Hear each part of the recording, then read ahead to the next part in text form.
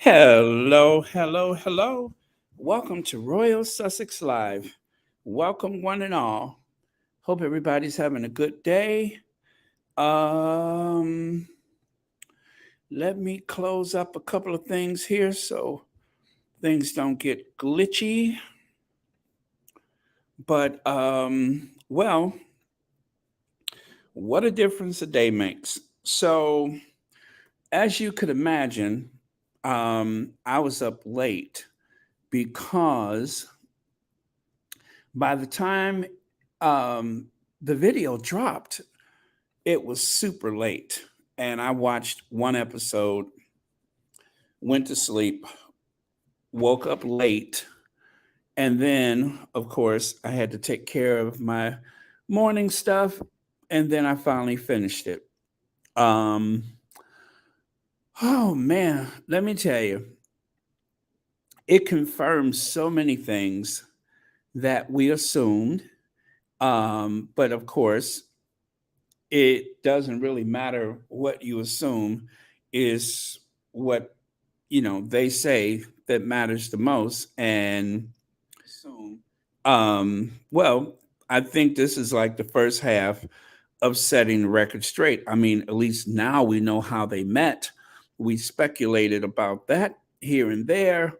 um, and I guess we don't know exactly who the person was, right? But we do know how they met. And it was because of Harry looking at a Snapchat of the dog ears or whatever, one of those photos with the dog nose and ears and everything. So, um, yeah, that was pretty cool. But I have to tell you, this exceeded my expectations. I think it was very well made, and I think the whoever the producer of this video was, um, should be very proud of their work. It, you know, of course, it there were certain parts of it where you could imagine that there's going to be this scream for retribution by the firm, or from the firm, or the sympathizers of the royal family, the royalists or whatever. But yeah, very well placed, everything. I thoroughly enjoyed it. Connie Balmer, hey Connie Balmer, thank you so much for the super sticker.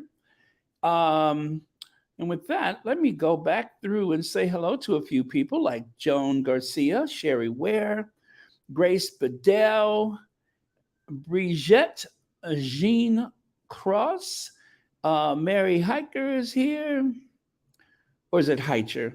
I hope I'm saying it right. Lorna Williams, Elaine Parker, hello, Beverly McCaskill, Jan Martin, Rosa Roberts, Denise Marcus, Beverly Jackson, Lydia Washington, Margarita Taylor, uh, uh, uh, Miss Nelson, Puzzle Dot, Gwendolyn Daniels, Tony Reza, right? Okay, Mercedes Todd. And what else? Who else is here? Oh, Mary H is here. Gail Anita. I'm sorry, I thought I just saw something that said stuffed pizza. Maybe that was my appetite talking. 1960. Joyce Anderson, hi. Joanne Baker. Beverly McCaskill wants to say hello to some people. Let's see. Okay. Ooh, what's that? I really think ABC and NBC folks have been ordered to trash Meghan and Harry. I wonder who brought them out. Murdoch? That I hope we find out someday. Okay. And here, part one of the docuseries was very moving. There were times I laughed with them and times I cried for them at the pain they endured. No doubt. Let's see here. Okay, I'm just gonna go all the way back to the last comments. Hi, Novi D. Okay, Karen M. Rohini is here. Very cool. Jay Patterson. Okay, Mackenzie is here. Very good. All right. So, oh, I didn't mean to click on that.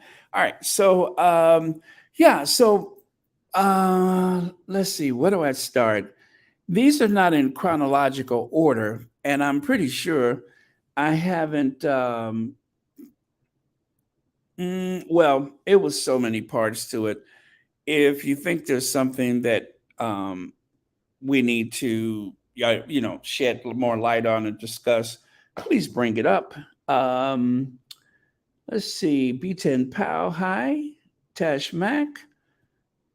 Levy Hemming, Black Queen, hi. Judy Rigo, Betty, hello, hello, hello. Okay, so let's do this. I am going to put an invite if anybody wants to chime in live. Of course, we have to be very respectful and limit our time. Um, okay, let me peg that to the top of the chat. There we go. All right, consider it pegged. All right.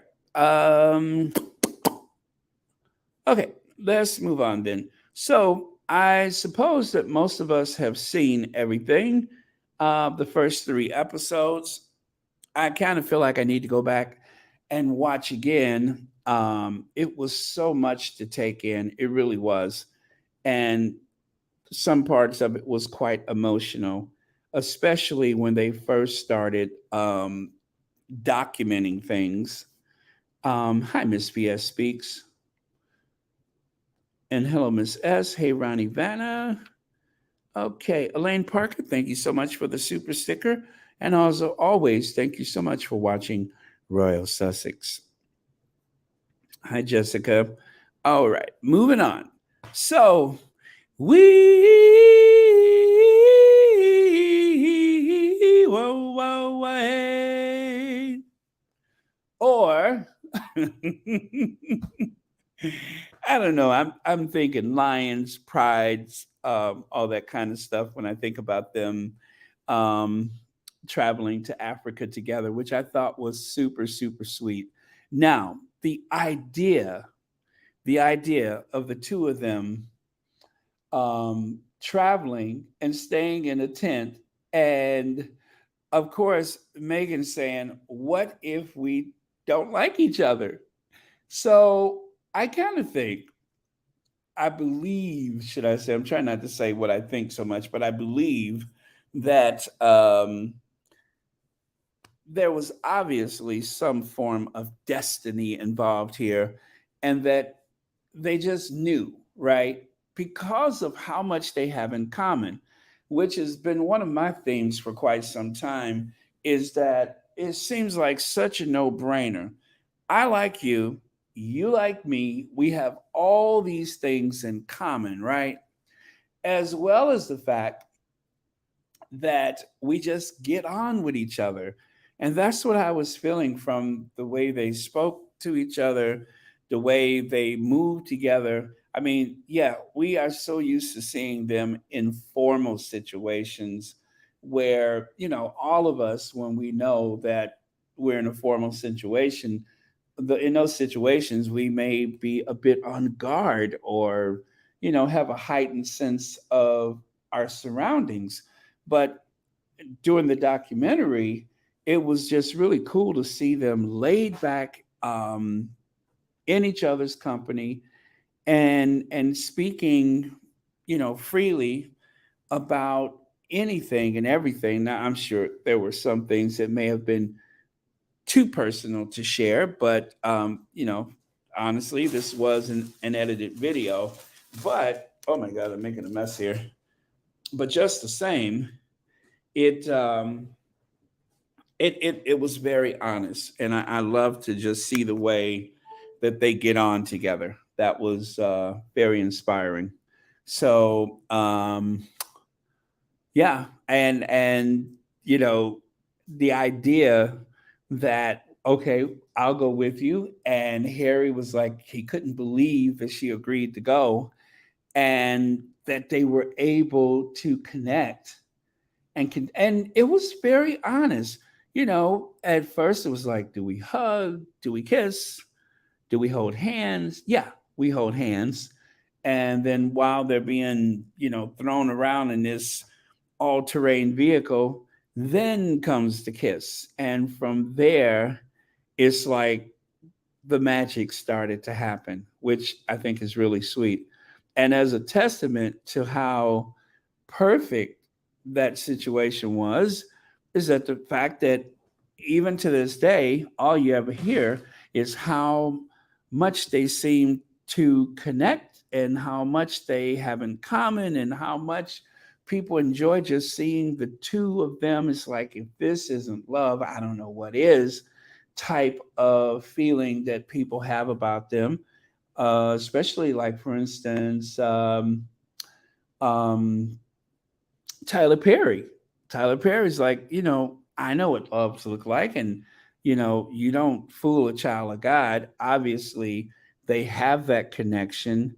They have what a lot of people want in this world. And it was also interesting to hear Harry, and I don't know if he's ever spoke about this before, but the way the press caused him to lose other relationships.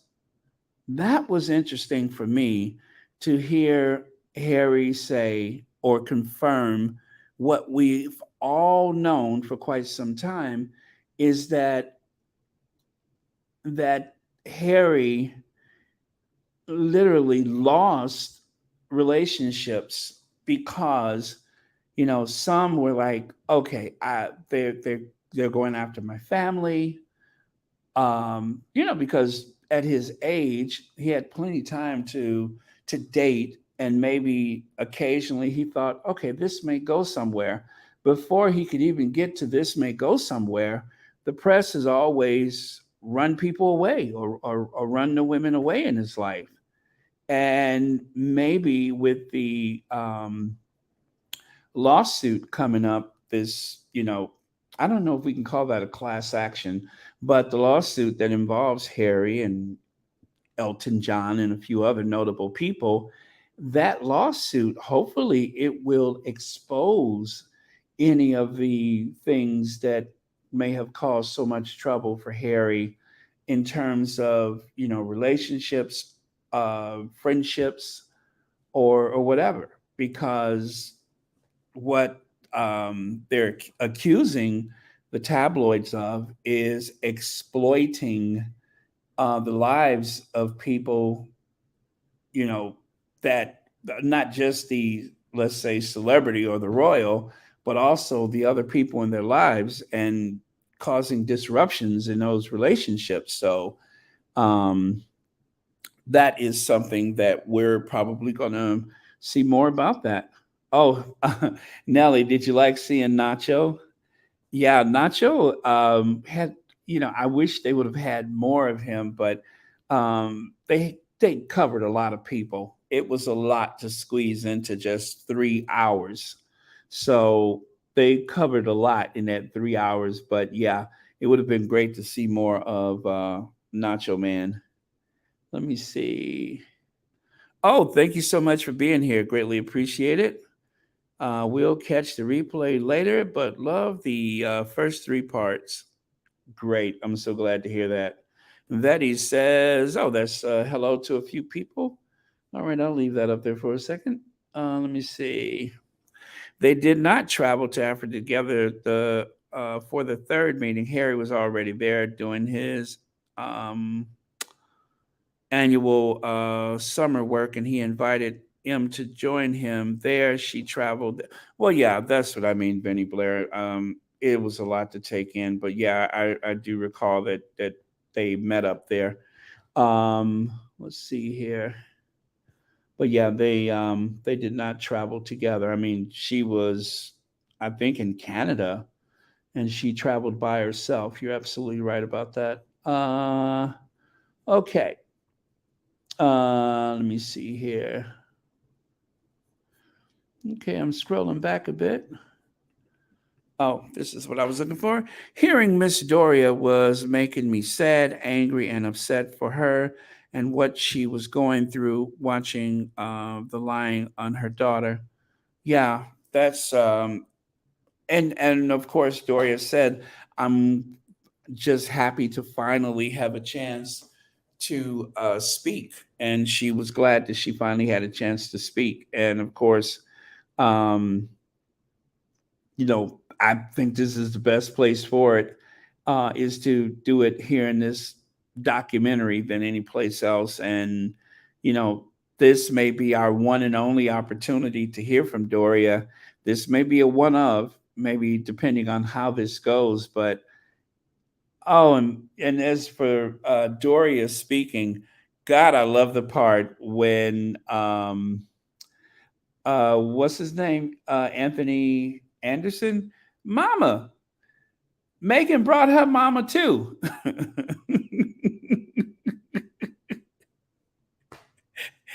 And you see his mother in the background jumping up. Okay, we'll talk about that more later. But yeah, I love that. Let me see.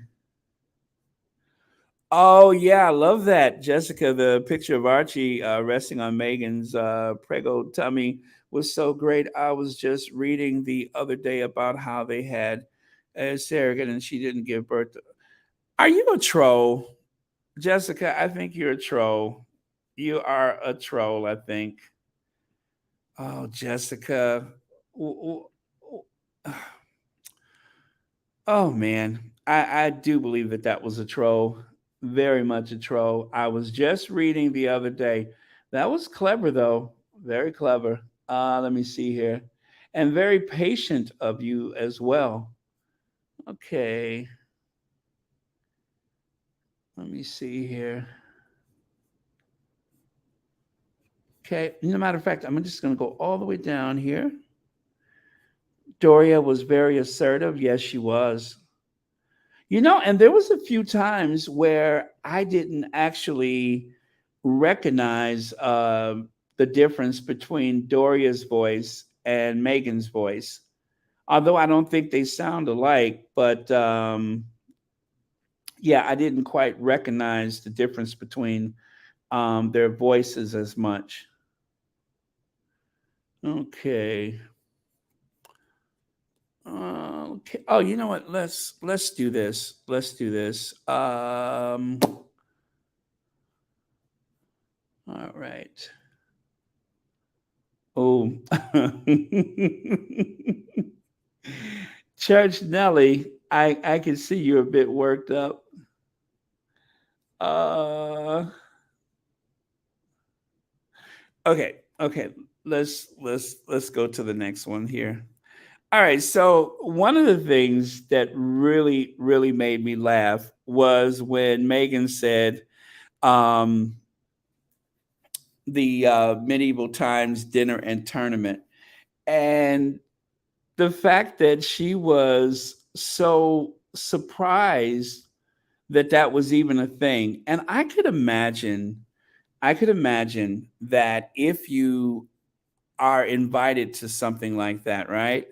If you are invited to something, to go and meet the queen at the Windsor Castle, And then, you are totally blindsided because someone asked you, you do know how to curtsy, right?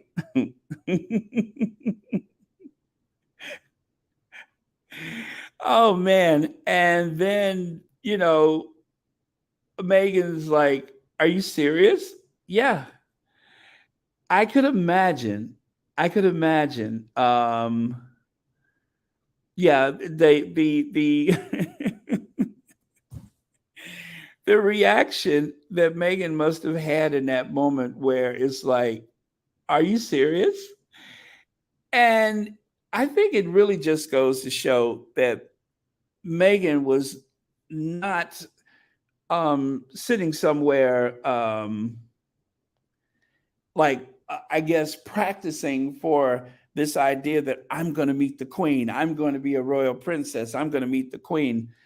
That and as an American, I would imagine that anybody would be caught off guard by something like that. It's like all of a sudden you're in a car riding, and with little notice, you're told you're going to meet my grandmother, the queen, and do you know how to curtsy? And as Megan said, I didn't realize that a lot of the rigid rules that apply outside of the family in public also happens in those intimate spaces where you are obliged to curtsy and or for men to bow to members of the family, and that they do that away from the cameras. Well, yeah, that had to of course been a bit of a shock for her.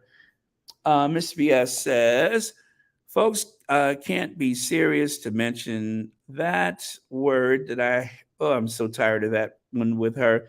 Let me say there is nothing wrong with that, dummies. Absolutely. It's just in this space, it's just like the way that it has been used in reference to the Sussexes has been so misguided, and it could have actually led to an assault upon the Duchess during those days. That oh, she's not pregnant, and somebody needs to find out, and yeah, so I instantly feel triggered when I hear that word, which is too bad that it has been hijacked by the trolls. But yeah, it is the trigger. So for a while, I don't even like to say it because it triggers me. Let me see. Okay, Church Nelly is hot and bothered because she got some.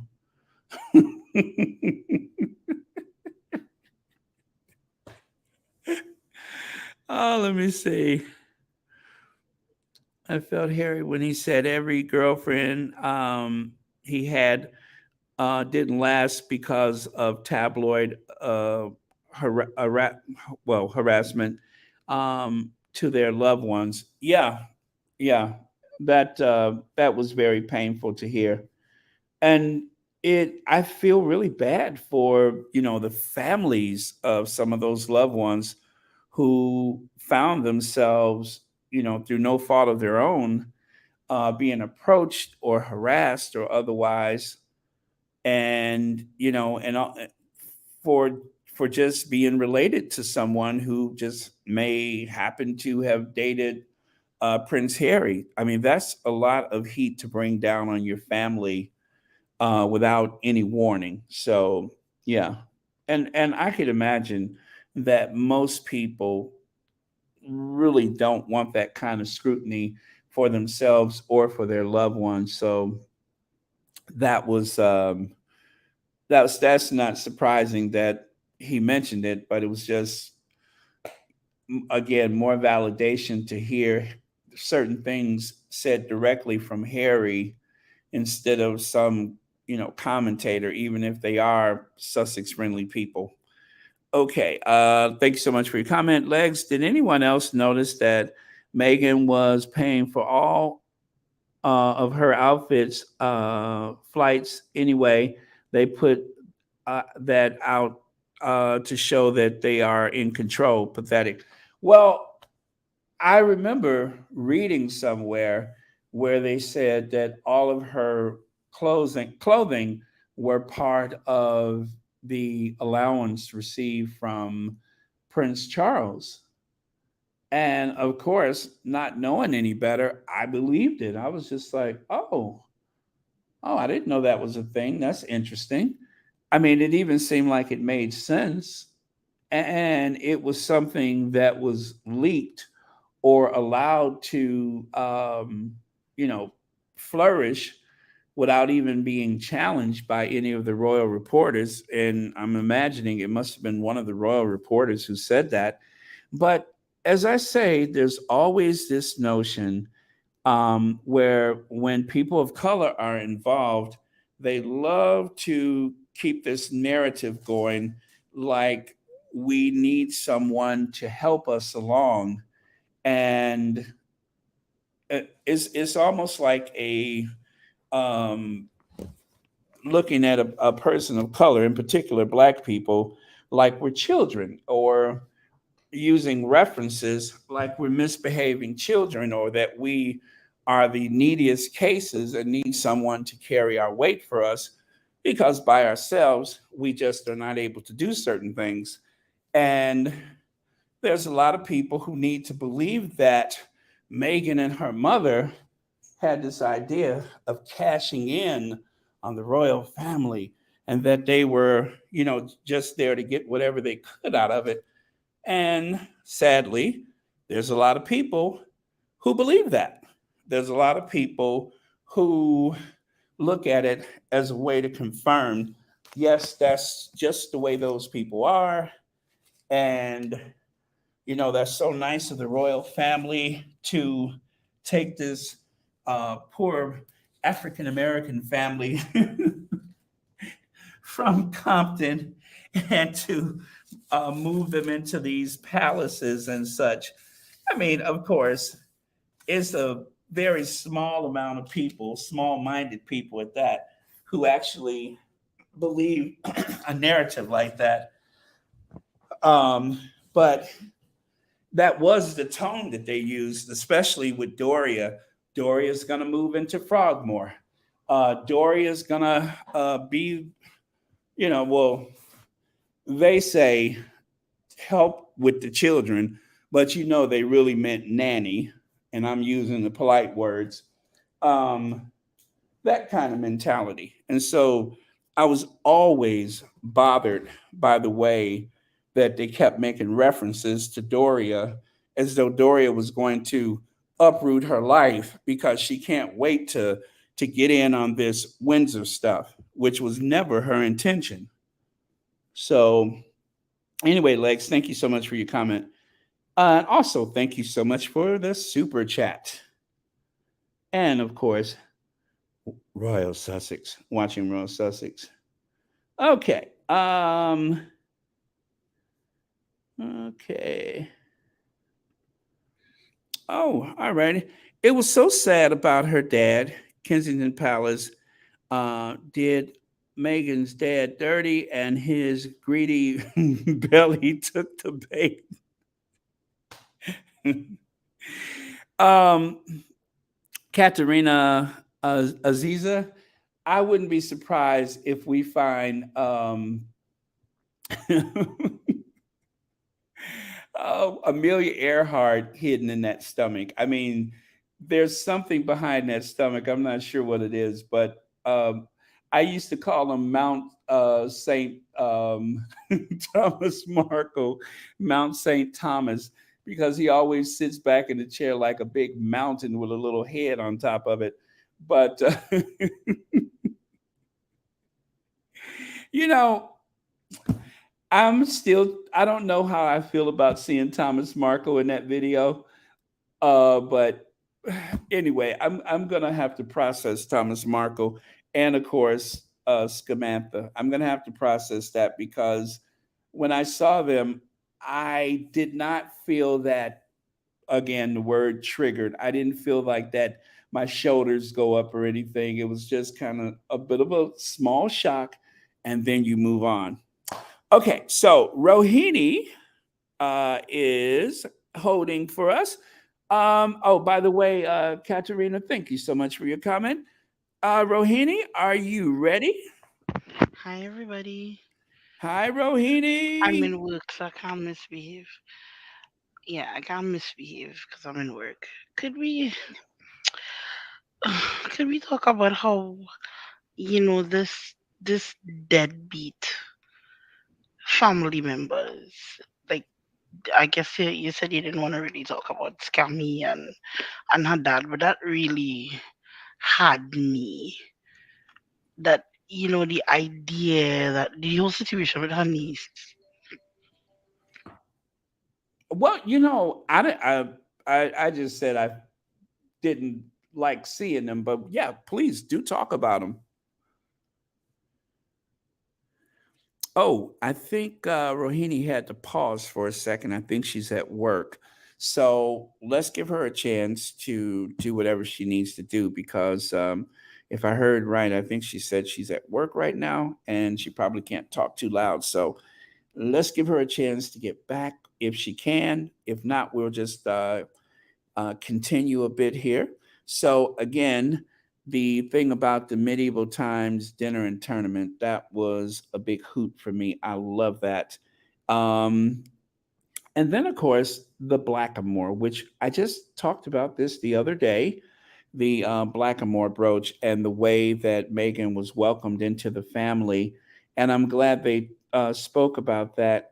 I was hoping to get more information about any conversations that was had between the Sussexes and, of course, um, Princess Michael of Kent, but that didn't happen. So, um, you know, maybe they'll talk about that another part, but I really doubt that. But yeah, I was hoping that we could hear how they managed to settle that, but they're only going to say so much you know about certain things, and maybe we'll get more information about these things from Harry's book. And if the Duchess of Sussex writes a book about her experience with the family, then maybe at a later time we'll get some information that way as well. So let's just hope that Rohini, are you back? Yeah, I'm back. I'm back. Okay. Sorry, I'm manning the phone, so when a call comes in, um, Oh, no I worries. I kind of feel as though it's a bit of a slow burn because we see slowly things ramping up. So I think maybe the next three, because if you notice, it's going in a bit of chronological order. So we're Yes. now getting to the wedding, and then and then we're gonna get to the next three. I think it's gonna get a lot more intense as the other three um progresses. And I kinda like that right now they might be lulling the idiots into a false sense of security, thinking oh it's not so bad, and then the next three is gonna be dynamite. I'm really hoping for that. I really am. It's very shady, but I'm hoping for it because there's a lot to cover. There's a lot to cover in the other one, and we're seeing them moving, and they kind of ended with Thomas's dad, and what Karen and I we were discussing it, and it's clear that both health scares were fake. This is why she didn't come the second time, because you could see that even because how awful it is that you have to find out that your dad had a stroke from TMZ. How awful is that? He still had her number. She still could get in touch with him. And, you know, he was lying because he knew he couldn't face her. It was shame that he didn't do it. So we knew it was a fake. It was a Well, I just have setup. to say it's alleged, of course, because still we haven't seen any proof of it. And actually, It was the stroke that happened allegedly the second event. The first one was the heart attack. Well, that's what I'm saying. The first one, the first health scare, right, came with after his very awful behavior. And then the second one, the same thing. Right. Yeah, absolutely. And you know what? And I'm glad they brought up the thing about the the well, of course, the being um oh, I know what it was. The one that I hadn't heard before, and I'm pretty sure no one has heard, is that they get a text message and instantly she recognizes the text message as being someone else using her dad's phone. Now that one, I was so surprised when I saw that. That one shocked me a great deal. A matter of fact, when I heard it, I started like leaning into the computer. I'm like, what? Baron, who do you think it was? Well, I mean, I can't really say for sure who it was. Now, I will say that I know there was the guy. Well, let's say it was possibly one of three people. The one who I think is suing Thomas Markle. Isn't that right? Isn't he getting sued by someone? Well, And I then, think of course, I don't the want to say person he any was of their doing names. I don't want to say any of their the names, but the the guy that one, he was doing the YouTube channel with. yes, yes. And I then, think they of have a course, restraining order. there's the one who is the Southern Belle that I have a picture of her in front of a Confederate flag Who that Nuff Nuff? writes for the fail. And Oh, yeah, and she's one of the people who's been down there. And of course, well, you know what? I'm going to just say those two because I don't know that Jason Knopf had ever been down there. So I'm just going to exclude him from a possibility. well, it's not hard to Because, hack somebody's phone, and take over the phone number. You can do oh that yeah, pretty that's easily. true. That's true. But that may be one that we never know because there may have been more people that were in and out of Mexico, of Rosarita, wherever it is, that was in and out of Mexico dealing with him. After all, there was someone who took the pictures. There was one of the writers from the fail, and of course he, there may have been someone else who joined the party down there that was spending time with Thomas that may have sent those messages, and it does kind of reinforce the idea that maybe he was in the hospital or maybe he was ill or something like that, that someone else would have access to his phone, or maybe he just didn't want to deal with it, It but that it is a mystery. it just shows to me that when the second health scare occurred, Hmm. it seems like she realized that he was playing the same game. It's like I've been here before, so I'm not taking you seriously, and I'm not angry with her at all. I'm not angry with her at all because you've done this before, Yeah. right? And yeah, You've and done she it just before. flat out said, I don't believe him. Exactly. And that moment, then let me tell you, as a daddy's girl, that moment when you say I don't believe my dad, that was the moment she lost her father. Oh Trust yeah, me. That's the moment there. And it would hit her really hard. And she realized that okay, things between me and him, that's it because he's lying. And he's lying to hurt her. absolutely. He's lying to hurt her. But I also felt really sad about Ashley though. Really Okay, sad. absolutely. Ashley. Really sad. And in a way I kinda wished they had put their foot down, but I don't know, it's debatable. Some people saying they did the right thing, some people saying they didn't, but I don't know. For me, family and that relationship she had with her, it was just so sad. It was sad. Yeah, and she was very hurt by that. Yeah, you could see You it in very her much face. saw that, which You see it was in her face. I hmm hope they have a good relationship now. I really do. hmm And this narrative that Scammy helped raise her, you didn't even raise your own kids. They yeah. were Which taken away from you and adopted by their father's parents. let me So you ask can you this: imagine. was there who was the person that was Ashley the one who sat with her mother, and they both said that Samantha was estranged from the family. Do you remember that? Yeah, that I think that was her father's mother, because she it was her father's mother that adopted her and her brother.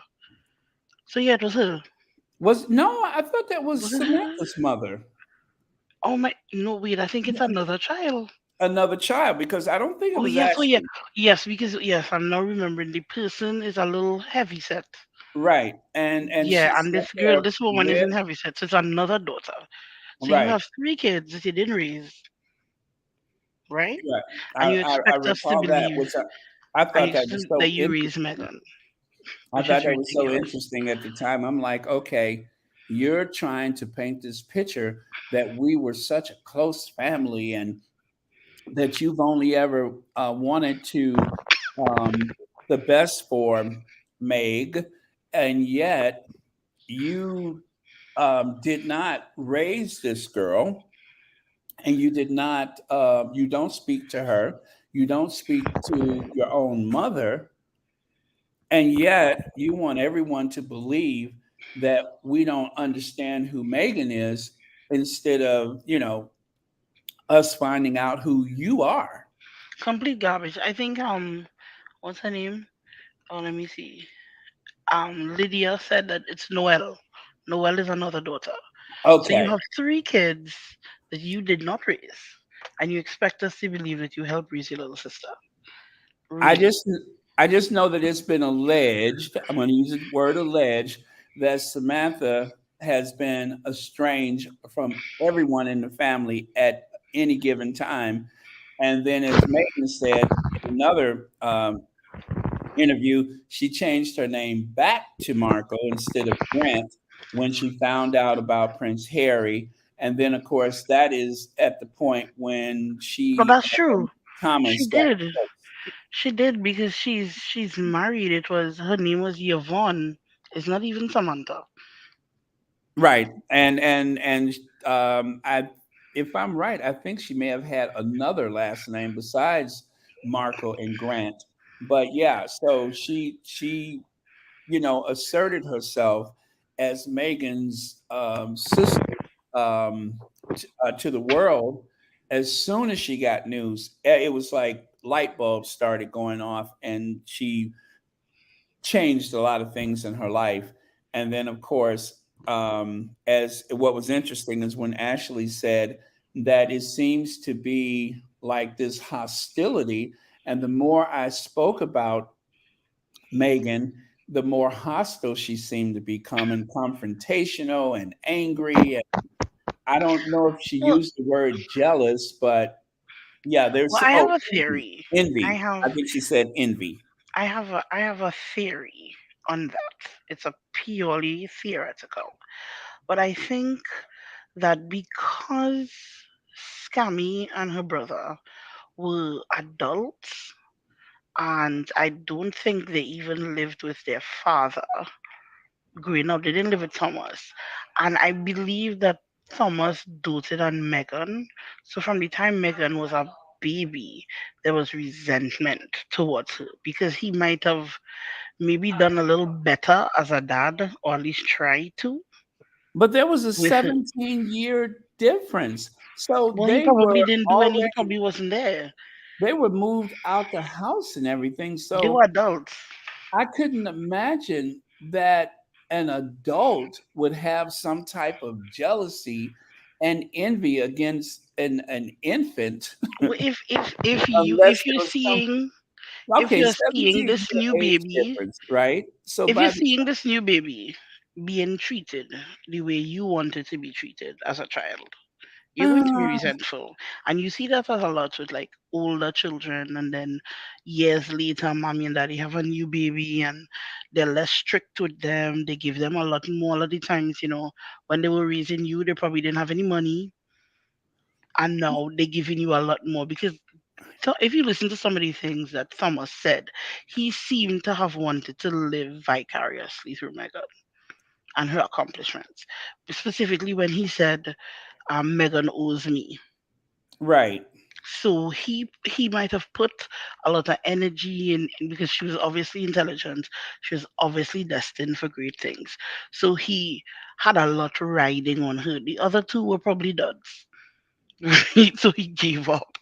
But Right. he put a lot. And as an older sibling watching that, there would be resentment. And that's my theory. Yeah. And then there's a black child too. Oh, even worse. Yeah, I'm just it's hard for me to see it that way only because again, this is a vast age difference and maybe race may have played a role in that. Sometimes like I said, sometimes people don't seem to think that we deserve certain things out of life and become resentful because that, we get certain things that is pretty typical to other people, but it seems like that if we are coming up, then it seems to bother certain people. And that's, been the story of America for a long time that if you see black people getting a good education or living a certain way that is supposed to be reserved for other people, then there's this idea of challenging that the jealousy kicks in. And so maybe that's what the beef was. Maybe there, in the Markle side of the family, maybe there's this element of racism that maybe they're in denial about it, or maybe they're in your face with it. But either way, I think that with Doria, as I heard before, Doria was referred to as the maid when one of the neighbors asked, "Why is this black lady always hanging around your house?" And one of the older siblings replied, "Oh, don't you know that's the maid?" So I think that there's a good chance that that mentality may have been directed toward Doria and Megan. Not just Megan, but don't forget, Doria was in that family, and then all of a sudden she was out of that family, and maybe she had some good reasons for leaving because of racism. It seems like that Markle side of the family may not be the nicest people, as evident by where we are right now. And And how for someone like Doria to assimilate into that family must have been very difficult. So I can't say that that's why she left Thomas or that's why they weren't together anymore. But it makes me wonder if that didn't play a part in their reason for separating and then divorcing. I'm just saying, I don't know. I wasn't there. I have no evidence otherwise, but it just makes me wonder and speculate if, racism from that side of the family may have driven her away from that side of the family. Well, I mean, you're definitely correct about that expectation that they have when it comes to people of color, that automatically when we have something that is luxurious or something that any level of achievement, that they question it because, you know, how interesting that they thought that the drama would have come from Doria's family, because that's the archetype that Hmm. they expected, but yet you have them quiet. They've said nothing. And then, and they had a lot more to say because, Doria said, I moved out when she was two. We were very close to my sister, to my mother, there and a group of women. So there were a lot of people on her mother's side that had things to say, and we don't know any of them. And you know None. what else?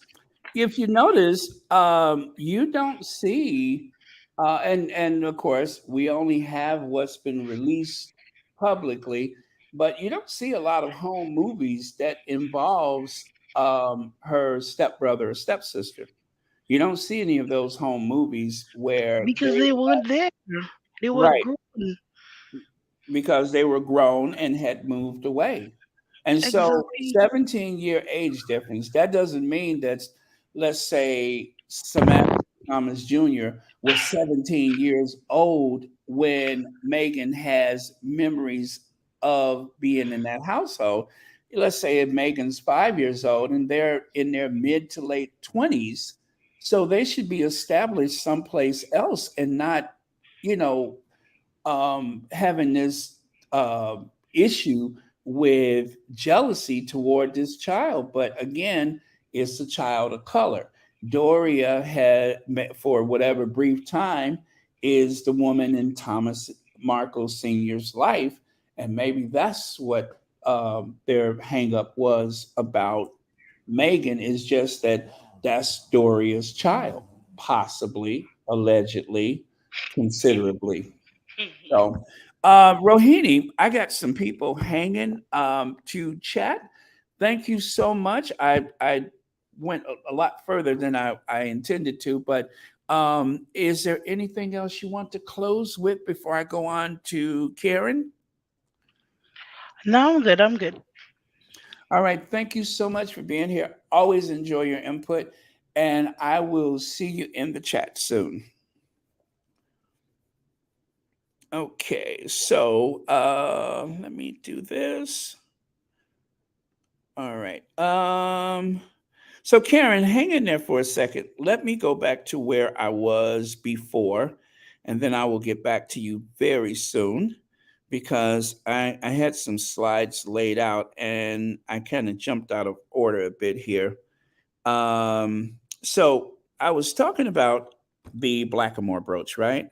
Now, I want to show something that a lot of you may not know. You guys have seen this photo of Doria, or even the video of Doria and Megan entering that hotel, which I think used to be like a family country mansion, manor house, castle, whatever. And if you notice in the circle and in the box there on the left, there is one of those Blackamore figures. And I was just blown away when I think, is she Megan's lawyer? The lady that was talking, I forget her name, but she said that is really everywhere, especially when you're around people with money, you're going to encounter the Blackamoor images, the images of slavery, the skeletons of the slave history of the UK. And this particular place, which is now a hotel where Doria and Megan stayed, they actually removed those statues from the, I believe it's not the main entrance, but it's like either the back or the side entrance of this home. They removed them. Now, they said that they were removed because they needed renovation. I guess they wanted to replace the gold leafing or whatever it was, but they removed them during that time that Megan and Doria stayed there before the wedding. And then, of course, they were eventually replaced, which, if you look at the images in terms of optics, this would have been a disaster. And ironically, where did I learn about this? Well, of course, it was the Daily Mail. Um, for as much as we have problems with Lord Nappyhead and the Daily Mail, you must admit that it is Daily Mail has been quite helpful in preserving bits of history and even exposing bits of history that may prove uncomfortable to even some of their own elite uh, arist- aristocracy friends, if you know what I mean. So this photo, which I love so much, and I added these captions. They were entering the place, and of course, as I said, oh, I'm sorry, I didn't mean to take that away. That's when they encountered the Blackamoor images or statuary on the outside. Well, that's where they would have, if they wandered the grounds of this place at all, they would have encountered this.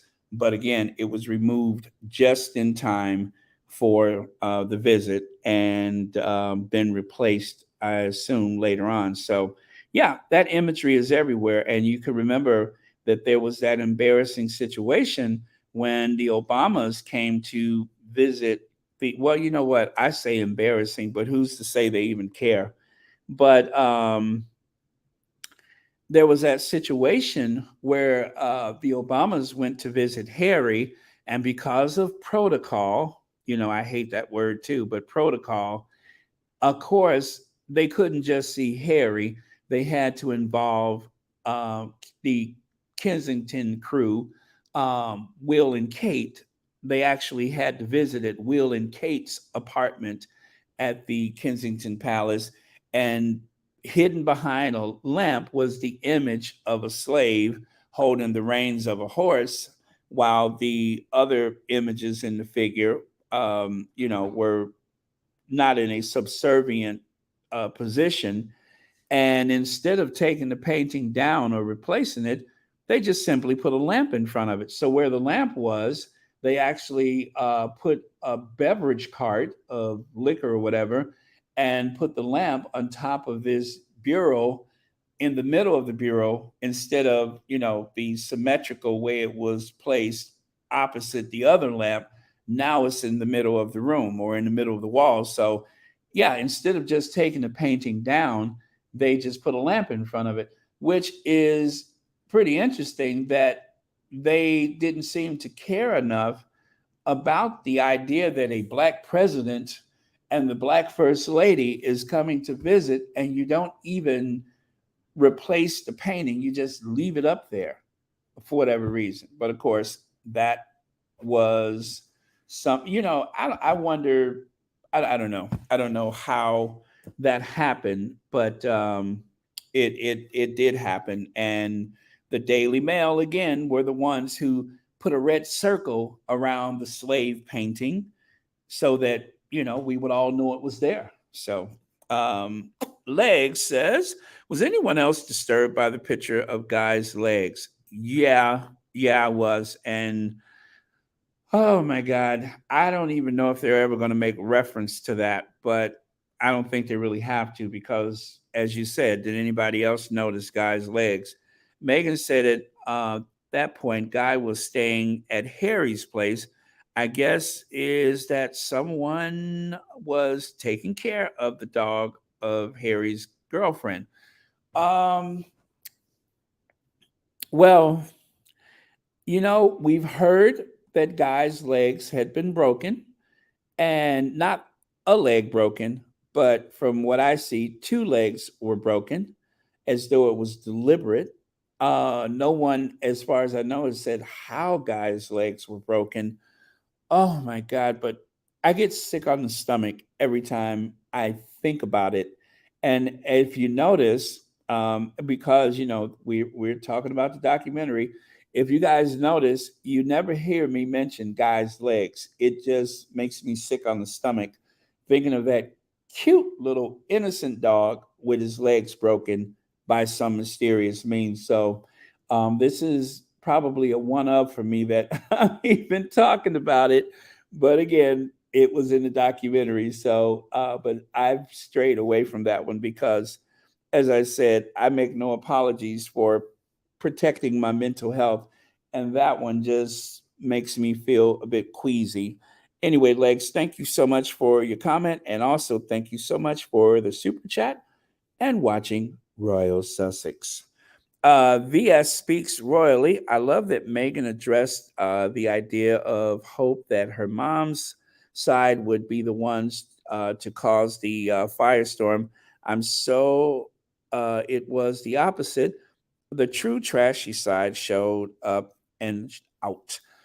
As I said so many times, VS, I am so proud of the Raglan family, aside from the uncle who shared some photos and spoke glowingly about Meghan. Um, People have speculated that Doria put the lockdown on that one. We don't know. Maybe Doria didn't have to say anything. Maybe it was one of those issues of, as I've said before, certain things are Black people's business. And if you guys aren't aware of what that means, Black people's business, is that as a minority group and a group that has been vilified in just about every country outside of Africa, it is necessary to keep certain things within the community so not to cause embarrassment and give people license to discriminate or mistreat Black people. So it's kind of like with a Black woman's hair. That's Black people's business, because when you let too much daylight in, it just opens up a whole lot of unnecessary stuff that can lead to problems and, cause people to be othered where you're trying to be a part of greater society. And so, yeah, certain things is just Black people's business, and that's just the way it is. And I have to say, I wouldn't be surprised if I had a relative that went over to the dark side, but for the most part, I'm assuming that it would be understood without even saying. And I'm guessing that the Raglins felt very proud and very protective of mother and daughter, and perhaps that idea of someone needing to confront them wasn't even necessary for them to be discreet where Meghan and Doria's privacy was concerned. So don't we'll never know. Most likely, we'll never know. But all I can say is thank God we didn't have to find out otherwise. So thank you so much for your comment, VS. And Karen, you're in. How are you tonight? Karen, are you there? Yes, I am. How are you? I'm wonderful. How are you doing? I'm very well, thank you. I'm so happy that the docu series is finally here. It messed up my sleep pattern, but I'm still glad to have it. By the time it dropped last night, I kept checking over and over again. I was on a long phone conversation talking about various things to try to, catch up as well as pass the time. And then when it finally dropped, I'm like, oh my God, you got to be kidding me. So I watched like one episode and then I had to go to sleep. Oh. I think it messed up everyone's sleeping pattern yesterday, and I don't think we mind. I end up dozing off myself, but at the Hmm. same yeah. Yeah, at the same time, I haven't really, because I'm having the Netflix issue with my devices, so I haven't really seen the whole thing myself. And you know, Rohini was in conversation while she was looking at it. So she was, like filling me in with a lot of stuff, and, other stuff I pick up on Twitter. Now that's a friend. I love that. I love Mhm. hearing that. Oh yeah, we were like, what is it, 4 o'clock, 5 o'clock in the morning? That is very, very nice. I'm Oh, I it love was that. it was wonderful. So we had a chance to, to chat about it. It was like we were having a little party while that was going on. And one of the things I wanted to touch on before I forget, in regards to the niece Ashley, because I'm one of the ones that thinking that, you know, that is, one time that I would agree with the decision that was made, Hmm. because it, prevented any further um, advance that would have been on both Megan and Ashley, um, from uh, the mother's antics. If she had gone um, to the wedding. Um, Hmm. So I think it helped Ashley quite a bit in terms of that was something that was taken out of the paparazzi hand, that they couldn't use that she, she was there, she's the only one that was there. And then with the story that we heard today, in regards to her and her mom, can you imagine if they had gotten a hold of that story, what it would have been like?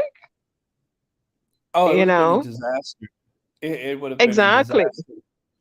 Yeah, so I And think I think that was a they would have probably tried to make out like Megan somehow took her away from Samantha, or exactly. yeah. They would have spin it in all different ways.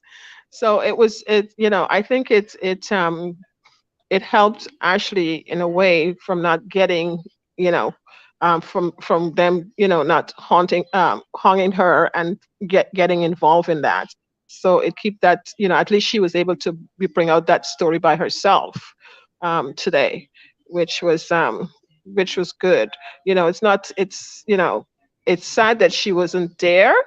And Megan would have loved her to be there. She would have loved to be there, and she should have been. But with the stuff that was going on, and because even after the wedding, didn't Samantha find herself over there in front of the Buckingham gates or something like that? From what I Or was that understand, or was that somebody else? someone paid for her to go there, and she Hmm. went to the gates of Kensington Palace. Of course, they Hmm. let her in, and she dropped off a note. Then, of course, to try to look as pathetic as possible, Hmm. she went and bought some souvenirs, and Hmm. it was this whole tragic looking image of poor Sammy uh, Hmm. being mistreated. And it gave them the footage. And let's not forget the Dooleys, who Hmm. the two nephews, Hmm. their mom were flown over to try to have them stand outside of the wedding and look sad and pathetic. And at the last moment, whichever news agency changed their mind and did not, put them on the wedding route or whatever, and just Hmm. have an all expense paid trip to London and interviewed them. And of course, we all know that one of the nephews started a what do you call it, a marijuana farm, and the other one, I don't know, I think he's been pretty quiet, and the mom has gone back to whatever she was doing. But that was their 15 minutes, was they were flown over for the wedding to cause embarrassment, and then at the last minute, they whichever network changed their mind. Wow. Wow. So I Am I the think only one that remembers that, or do you recall that happened? I don't recall that happening. I didn't hear anything about the nephews. Yeah, I the know Doolies. Samantha find herself over there after the wedding, and she was at the gates in a wheelchair or something like that. Mm-hmm. Yeah. But I'm just looking at it. If she went as far as doing that, and if what you're saying about the nephews, that happened, can you imagine if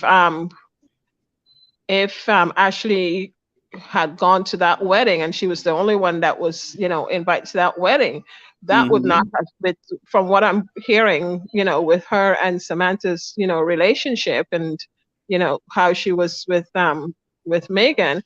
I don't think Samantha would have, have that. And it would have just caused problems for the wedding day, and just keep prolonging whatever problem it is. And Well, they would have just take that whole thing and spin it in all different ways. Because remember, she was working with the tabloids. you know who else allegedly working with the tabloids? You know who else tried to crash the wedding? And that was the butler, Paul Barrow, and his partner. They were Uh-huh. not invited. They didn't have an invitation, and he tried to use his celebrity and familiarity with the family to Hmm. go to the wedding. I don't know what kind of stunt that was, because he didn't have an invitation, but he tried to crash the wedding. and Mhm. they turned him away. They said, "Well, you don't have an invitation. You're not supposed to be here." So there was that. So you Mhm. got the Dooleys and their mama Mhm. showing up. Then Mhm. you got you know, Sammy coming over after the wedding to drop off a letter at the gates of Kensington Palace. And also on the wedding day, you got Paul Barrow, the one who stole Diana's clothes and nearly went to jail for it, but for the fact the Queen had remembered something that she asked him to do. Notice I don't Mhm. have to say allegedly with that one. And Right. he had about 300 articles of apparel and other things that belonged to Diana. And the Queen said, I, well, actually, she didn't say it herself, but she said that she had asked him to hold a few things. I don't think that she knew that it was about 300 items, and the police raided the place to retrieve those items. Some of Diana's clothes, including the purple Versace gown, still smelled of her perfume. Tell me that's not creepy. Tell me that's not creepy. And Paul Burrell at the time was married. He was married before he decided to come out, but he was married and had children. And fine, Wow. whatever you're doing behind closed doors, that's your affair. But I think it speaks volumes of his character that he's living all of these dual lives simultaneously while employed with the royal family and supposedly not only a butler but a friend to Diana.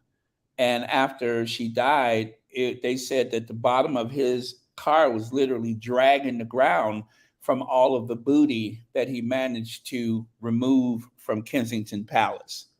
So I know that won't be in the documentary, but I just wanted to make sure, as a matter of record, that people can go and Google that, because he was saying something about the Meghan the other. Well, oh yeah, Oh, he he have a lot to say. yeah, he just said that they should be stripped of their titles. And he's trying to get back in because that one documentary that kept showing over and over how was it, I forgot if it was Charles he was talking about, that had rang him to say something fell on the floor when the wastebasket was right there by Charles' Right. foot. Yes. Yes. Mhm. And so Right. since they kept Yes. playing that, that's caused embarrassment. So to get back in, now he wants to be a super diva and say they should strip them of their titles. You narrowly escaped prison. So who are you to talk? You narrowly escaped prison and you want to sit up here and talk I'm about Meghan surprised and that Harry like that, I'm all surprised that because I'm he's sorry, go saying ahead. that because I'm surprised he's saying that. That's a switch for him because before he was liking Meghan to Princess Diana, right? Well, whichever way the wind blows, or should I say, whoever That's cuts the true. check, whoever cuts the check. He's an opportunist on television, and he'll say whatever he needs to say Hmm. to keep himself in the comfortable lifestyle that Hmm. he's maintained since Diana died tragically in that mysterious supposedly accident in Paris. So he's Hmm. living Yeah. comfortably, and he's not going to give that up. So if all he has to say is Hmm. strip of their titles, well, I guess that's not a lot to ask for, is it? So Exactly. And one of the things, what do you think about this is just my theory because from how I'm seeing, like, I mean to say I predicted that this is the way that the documentary, the docu series is going to go. Anyway, the way it started and everything, I expected to see that. I expected to see a little bit more as to, you know, from their childhood, just to touch on a little bit of that. But I guess they didn't, like go that far back, just to show, the two different worlds that, they grew up in. But I based the way it's going, and it's a comfort of them being able to tell their story. And I know that anything for the truth as to how everything played out, Mm-hmm. you know, compared to what you're hearing, and how it's all twist. So this is their truth that they're telling of the life that they lived, okay, during that time. And basically um, telling it, their story, their truth, and putting it out there, and basically putting it to bed. And it's like an olive branch to the royals, if they want to come out and make a comment or something after they've told their truth and they're comfortable with it. Then they can do whatever they want after, because they can always try to spin it, um, to favor them. But this is a way of the society saying, well, okay, this is what we wanted. We wanted to tell our truth and our story ourselves. And and we're done. We're done. We're moving on with our life. Okay, at this point in time, if you guys want to, you know treat us better, take accountability, okay, so that we can move on, then we put it out there.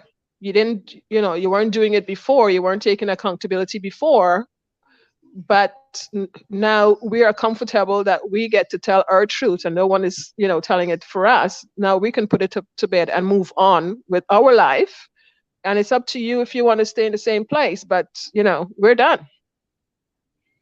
Well, thank you so much, Rohini. I'm not Mhm. Rohini. Okay. Karen, I appreciate Mhm. it. I got a couple other people holding. I'm going to go through some Not more a of my problem. slides before I get to them. And as always, I Not a appreciate problem. you. Take care. Okay then. Thank Bye. you so much. Thank you. Have a good night. You too. Take.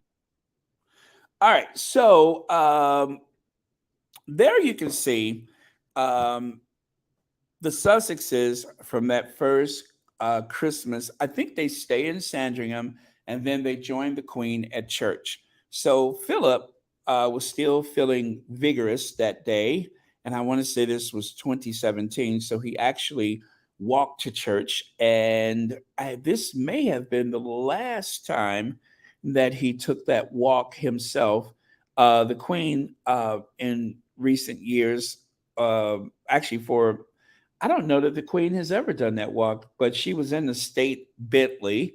So that's how she got to the church. And there's Megan with the hat. I'm so glad that they addressed the fact that people compared the hat to a certain emoji. So it's a great deal of honesty in this docuseries where they're not hiding from certain things that have been said, good or bad. And that was one of the things that would otherwise be hurtful to someone. But Megan has a pretty gentle nature, a great sense of humor. She likes to have a good laugh, and she doesn't mind making fun of herself. So I'm pretty sure she probably took a good look at it and thought, oh yeah, you know what, no, it doesn't look like cinnamon or whatever. It does kind of look like that emoji. And I'm sure they had a good laugh about it. So I'm glad to know that even then, even to this very day, she still can enjoy a good laugh. Just like on Ellen, when she said that people said her hair, they compared her hair to Krusty the Clown. That is still one of my all time favorites of Megan actually enjoying a laugh about herself and not taking life so serious that she cannot have fun. And thank God that the Sussexes are still able to do that, that they're still able to laugh and still have enough joy to enjoy this life rather than sitting back and wondering, oh, if I say this or do this, what's going to happen? And of course, Harry with the red dress. We'll get to that part too, but that's another instance where it's like, I'm so glad that they can actually laugh. Well, and then of course, speaking of laughs, so Megan said, in case you guys have forgotten, and I guess spoiler alert, there was the thing about Megan thinking she's got this great connection with Philip, and she probably did, but only for someone to tell her. I don't know if it was Harry or someone else in the family said, "Oh, you were on his bad side, or on it. Well, you were talking into his bad ear. He's deaf in that ear. He didn't hear a word you said." And Macon just had this great laugh about, "Oh, I thought I had really knocked it out the park," or however she put it, only to find out that he probably didn't hear a word she said, but he said stuff to her, she said stuff to him.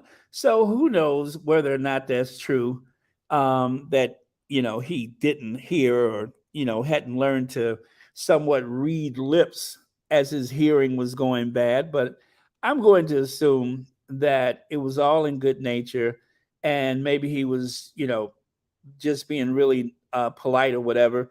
But the Sussexes said, Harry and Meghan said, that she got on well with the Queen and Philip. No matter how you guys feel about it, that is what they've said. And I'm going to go with that there was a good connection.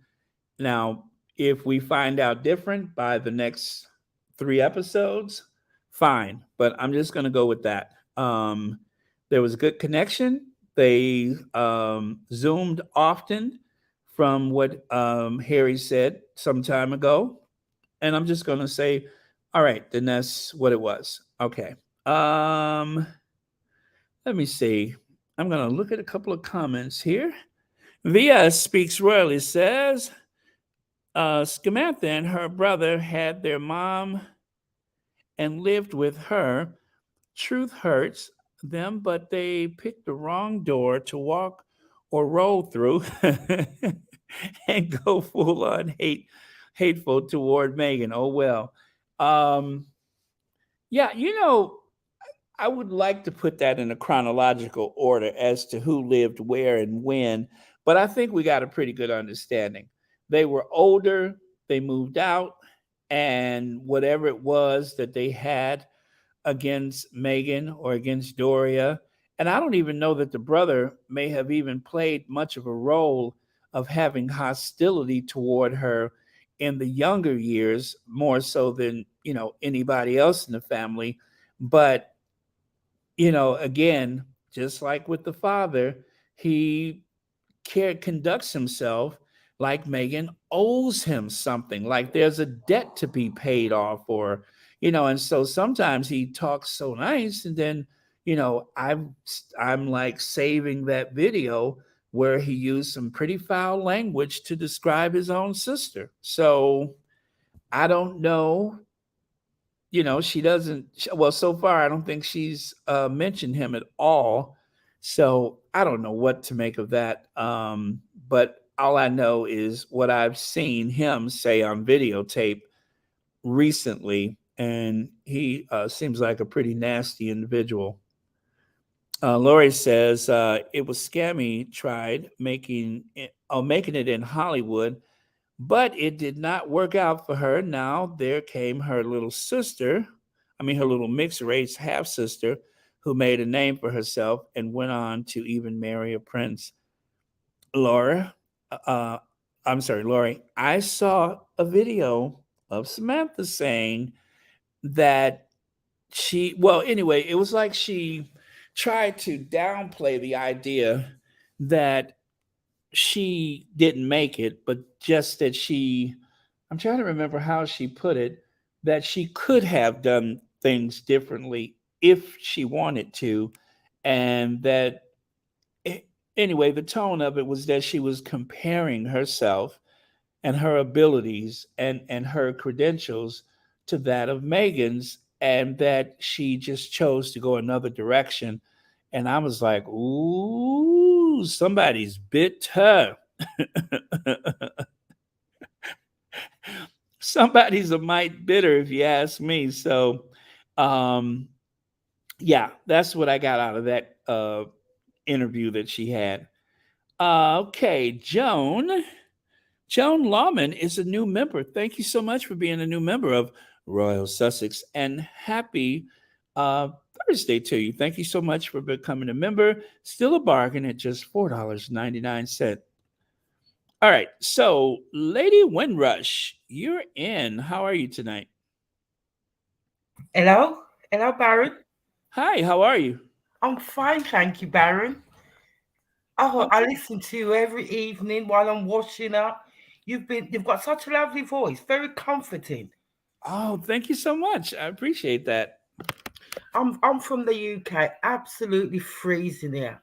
About 1 degree. So 1 degree in Fahrenheit, that's 32 degrees, right? Well, The something old like that. But it's absolutely freezing here.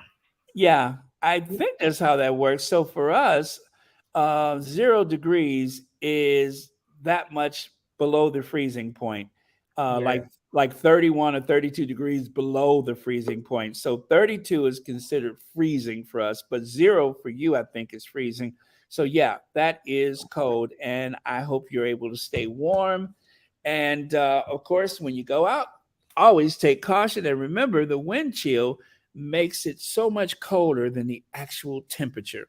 I know, I know. When I look through the window, I can tell the temperature because all the cars seem to have a lot of frost on it. So that's when you know it's freezing. Hmm. Yeah.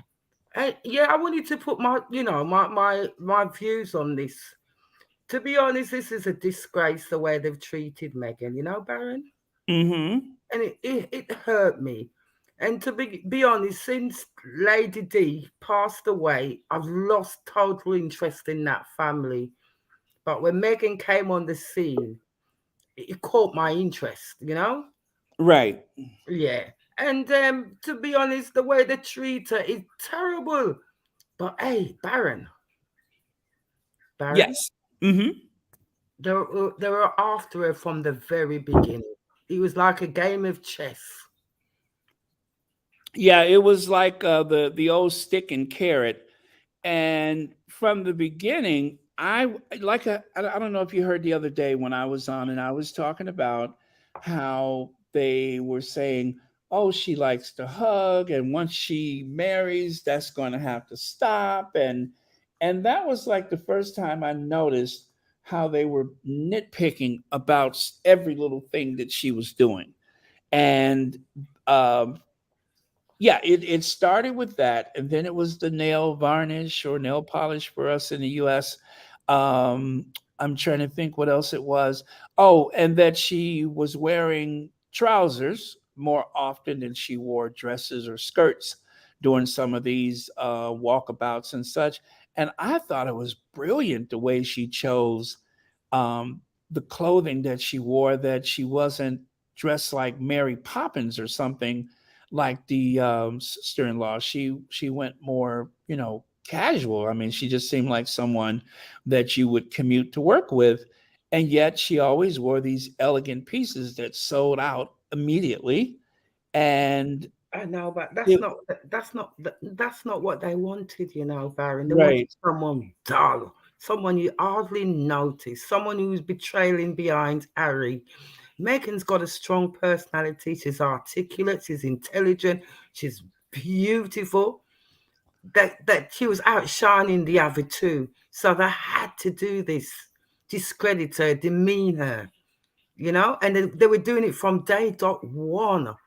Right, they did it from the very beginning. The minute it made it worse when they saw her mom in the church as a black woman. They were going to go after her, Baron. Even when her Hmm. sisters and her dad was going after her, and Megan felt she was safe, she was never going to be safe.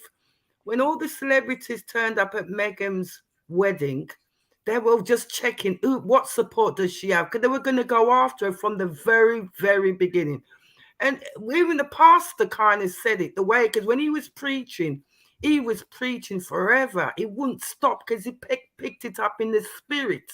He knew. Mhm. Yeah, they never accepted her for 1 minute. They were just looking, say, well, she's got no family, she's got no one. After her family's, finished with her, we're gonna go after her. But they were barking up the wrong tree. Yeah, they were assuming that we can drive her away and keep Harry. That Harry would come to his senses and marry an English rose as they had planned, or at least somebody so dull That's it. that they would not, you know, go against the grain or stand out against the backdrop of the family, but they were wrong. Megan never gave up her feminism, and of course, if you remember that day, she said, "Well, yeah, he's a feminist too." Speaking of Harry, and Hmm. they jumped right on that one. Yeah. So it's so many things that So I they don't think were, about most days, but I can just pick them out left and right. And I'm like, oh yeah, I remember.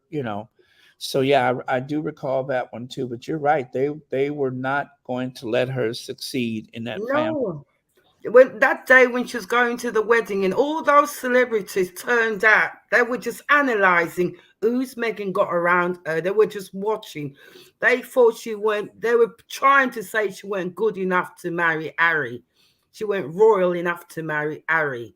So to be honest, I'm just praying that when they last saw the Queen and brought the grandkids out, they took pictures. I'd love that to be in the book. Well, and of course, the people Hmm. who, otherwise she may have invited, by her not inviting those people, she actually did them a favor, because then they would have been targeted for their association with her, and they would have been pursued for inside information of what was happening at the reception. Oh, you're going to the reception? Here, just take this camera with you. That kind of thing. Hmm. So to eliminate all of that, it was just safer to not invite certain people. Celebrities, they know the code. They know how to, they know how to protect each other's privacy. But Hmm. for family members, that kind of stress and strain, or even a close friend, which is also your family, that kind of stress and strain would be too much to bear for someone who's not used to that kind of attention, or being in the public eye, or even having someone trying to con or coerce you into giving them information or Hmm. whatever. So it in the long run, as much as I hate that, pretty much it was just herself and Doria there, and of course her close friends that just happened to be celebrities. It made sense, because it not only does that protect the friends and loved ones, but it also protects Megan. Absolutely, because I also say, like, Dad. Uh, at the beginning, I thought I wish he had gone and walked her down the aisle, but now, for the way things have turned out, I'm glad he messed up so badly he didn't turn up. Hmm. Yeah, and the And lady was saying that sometimes the older ones are jealous of the younger ones because I watched even the thing with Joseph, and Joseph was the second youngest. He had a brother called, I can't remember his younger brother, but Joseph was one of the youngest out of his 10 brothers. And because the father gave that particular one so much love, because he had him, he had him in his old age, had Joseph. You know Joseph, don't you? Jacob had, I think it was Jacob had Joseph when he was old. So he gave Joseph a lot of attention, a lot of love, and all that. And the older siblings disliked Joseph. Do you understand? So I think that's the same thing what's going on with Meghan and her family. She uh-huh. probably got all the love, all the attention, all the shine. So that's why the siblings are jealous of her, completely jealous of her. And let's not forget that Megan was a student, and she's been a high achiever and very driven and dare I say motivated even as a child. she always seemed to have a sense of herself, a sense of awareness. And I'm pretty sure that seeing that star quality at even such a young age, that maybe they felt threatened by that, or maybe they felt like she had been given something that they didn't, or Absolutely. or whatever he's sharing with Megan and her mom, that's ours, and that should be ours to have, or whatever. That's it. So, That's so it. many ways that they could have felt as though there was some debt that was owed, even though you're grown and have moved away. And the idea that you would feel threatened by this child, who is just that, a child, is so, it's actually pretty frightening, especially when you consider that, her being a child, and Doria is such a small person, that they could have been in a position where they could have been hurt by someone else in the Markle family. It just seems like a pretty rough and tumble family to me. And I think for whatever reason, Doria put distance between herself and that family. She must have had a really good reason, She picked because it I up. look at them, and it just, it something goes through me, and I'm just like, those are not really nice people. Absolutely, because I'm British. I was born and bred here, but this scenario has really opened my eyes and it's taught me a lot. You know, Mm-hmm. Baron?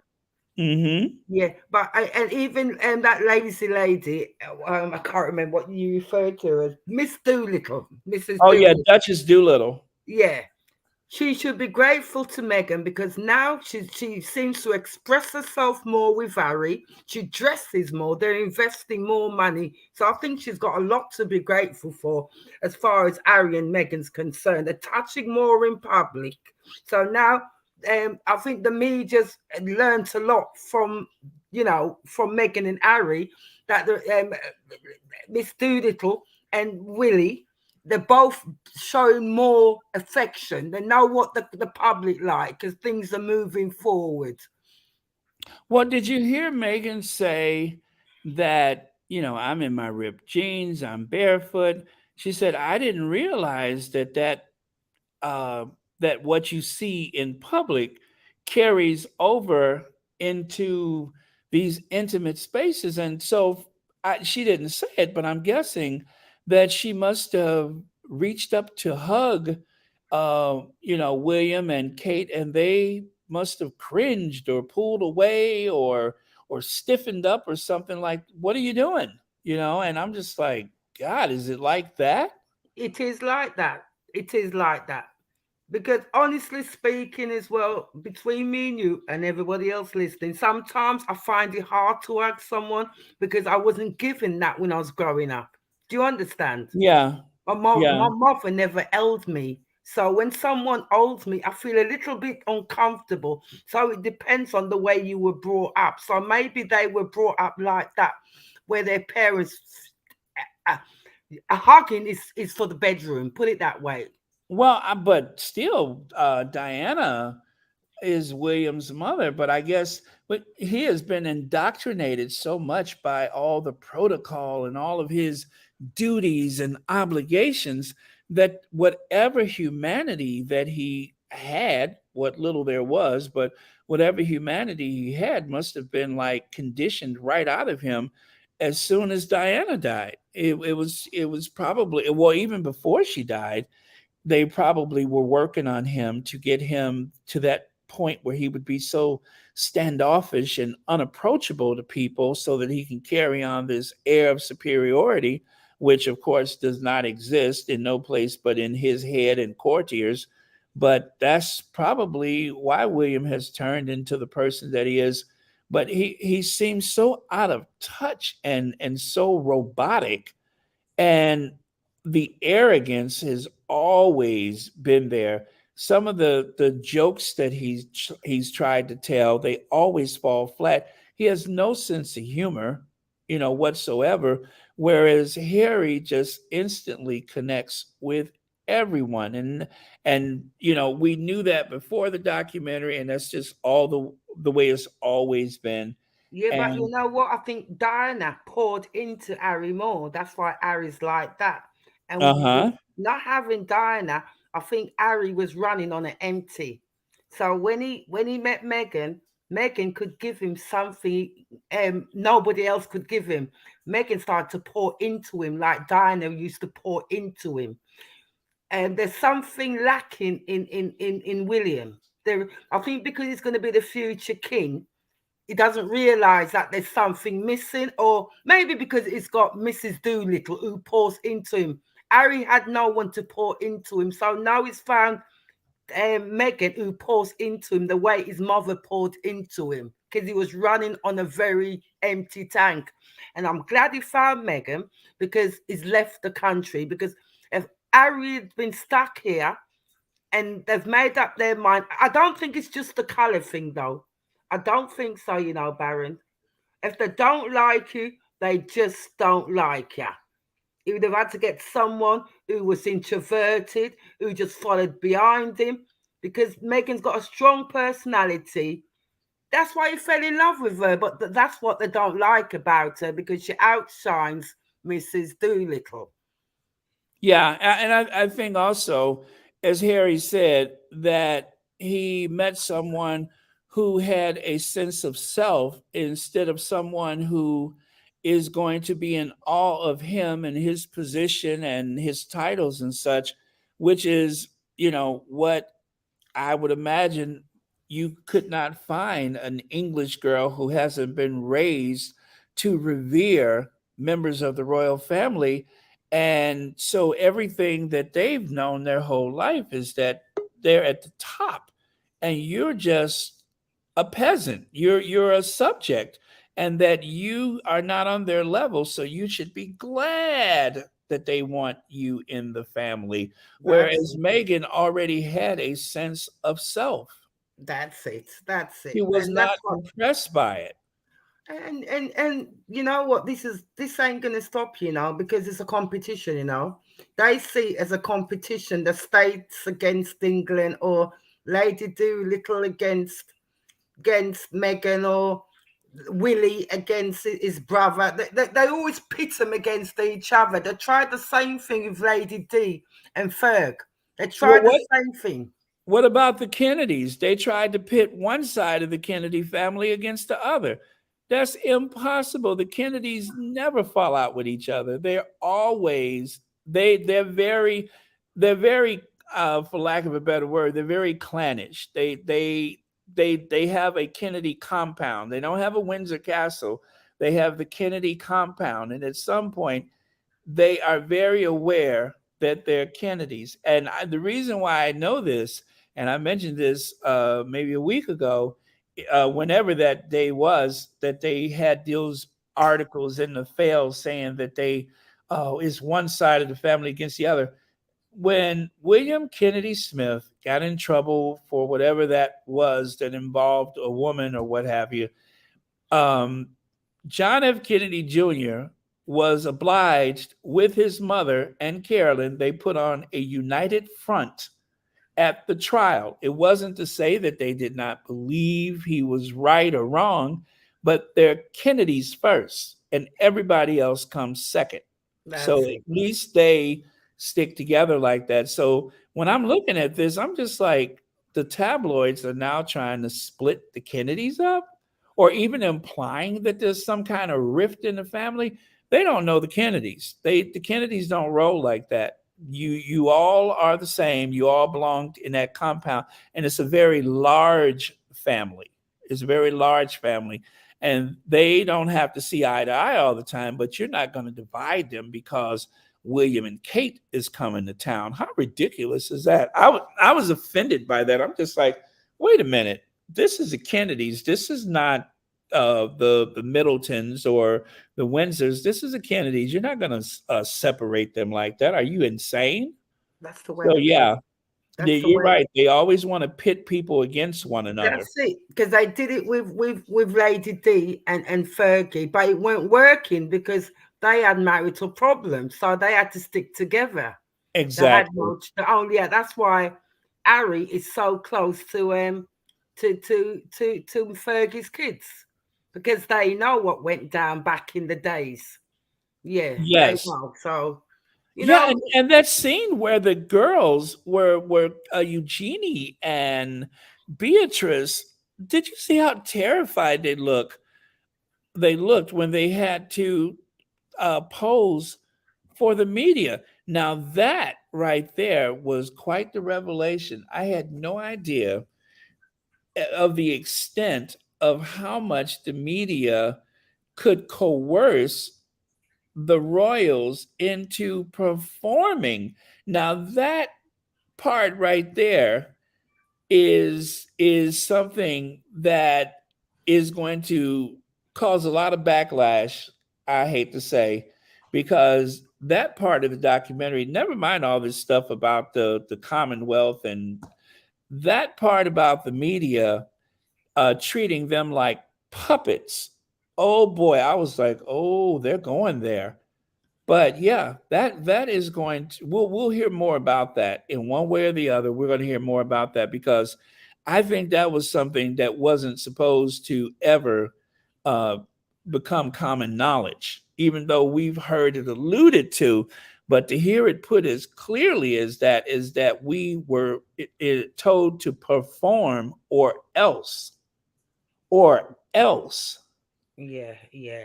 There's a lot of covering, and I'm sure even a few of the members of that family, they're glad that Harry and Meghan is making a stand. They're not Yes, saying it because they're not allowed to say it, but I'm sure yes. deep down there's a few of them thinking, "My God, I'm glad," because no matter how this turns out, they're making it better for the rest of the royal family. And holding it all in has had such a detrimental effect on Duchess Doolittle that she's smiling. She's got that weird tick where she can't stop smiling and laughing and grinning and her hands are all over the place. And now William's hands are going. So Well, to be honest, I think there's a time they all sat together to do this heads together.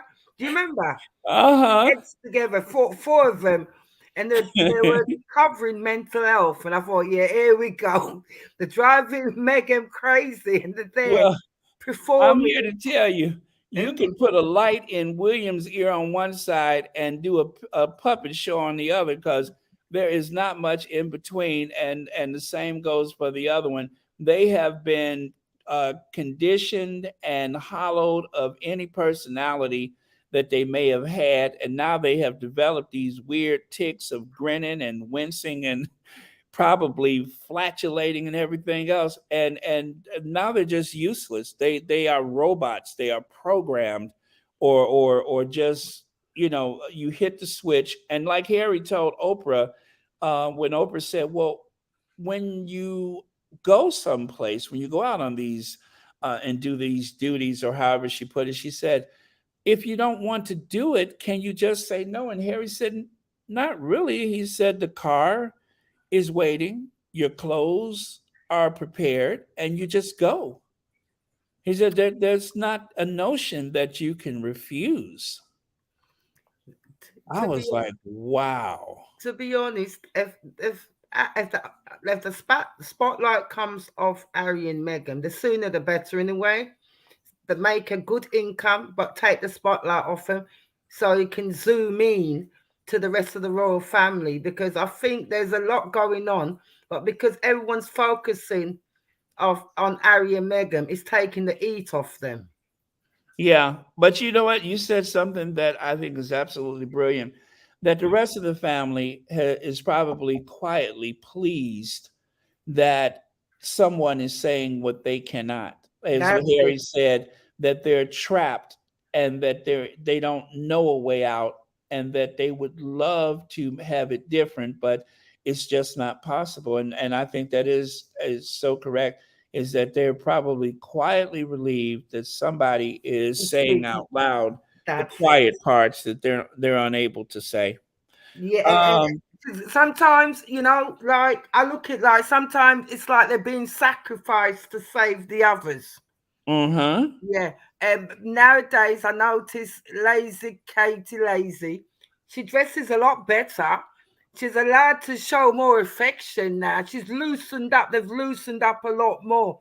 So I think they should be more appreciative to to Harry, Duchess, and the Prince. I think they should be a lot more appreciative because they've done a lot of good, but they're not looking at it that way. You know what I mean?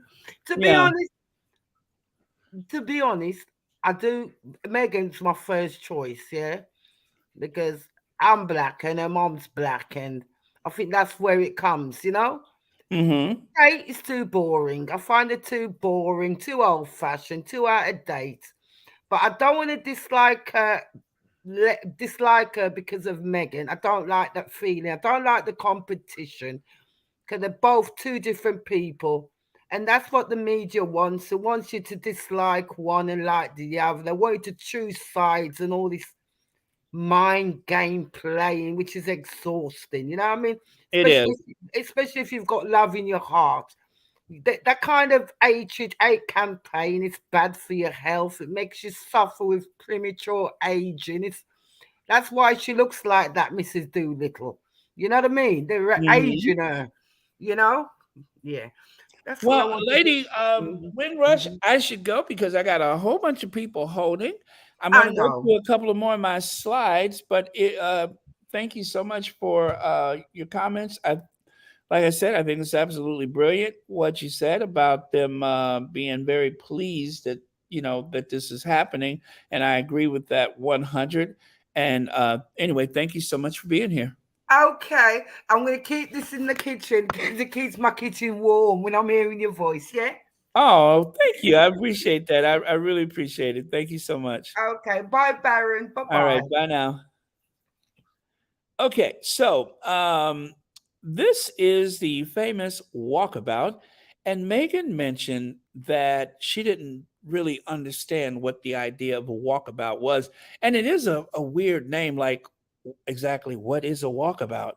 And anyway, in short time, she found out what it meant, and it was interesting to see the rationale behind what to wear and and that kind of thing. There was no instructions, as she said, so she wasn't sure. It was just, this is what you're going to do, and she did it, and she was brilliant at it. And I can remember um, how much confidence she had. I mean, obviously, you could see the nervousness, but I don't think it was nervousness about people as much as it was you don't want to put a foot wrong, because that's the A student who always wants to be in the right place at the right time and doing what's required, not someone who um, wants to go and embarrass anyone. And like she said, the last thing I wanted to do was embarrass the family. And so, even listening to myself say that now, I could imagine how stressful and painful it must have been to have had all of these things. Oh my God, I'm scrolling through the comments. They go on forever. Um, I'm sorry that I won't be able to see most of them, but oh, well, this is the absolute last one. Black Queen has a super sticker. Thank you so much. Greatly appreciate it. And thank you for being a member, a moderator, and watching Royal Sussex. Followed by this one. You can dislike her for the way she tried to flex on Meghan at the funeral, all up in her space. Yeah, I don't hate anyone, but as I have just mentioned to someone, one of my ways of dealing with some of the things that pains me about the other royals is if I can have a good laugh at their expense, then it helps to bring the temperature down for me, if you understand what I'm saying. So, um, the things that I say about any of them is not said because I hate them. It's just my way of dealing with the frustrations that I have. And if that helps other people, I am glad to know that. If it doesn't help other people, or if you're just here for the laugh or whatever, fun and informative. That's my approach to Royal Sussex. I greatly appreciate it that you're here, that you're hitting that like button, and that you have subscribed or otherwise. But that's the whole idea behind it. But there's never any hate. And you know what my rule is about that. You should never be more angry than the person who is affected by, someone else, because you don't have that intimate relationship with them. You don't have that familial relationship with them. So, as an outsider looking in, you have a right to your frustration and your despair, but I just don't think is uh, you know, logical to be so much more angry. Like, for instance, people accuse me of giving the Queen a free pass. I don't see it that way, but however I approach the Queen's, I guess, role in what's happened with the Sussexes, I don't hate her, and yes, have had fun because I just do.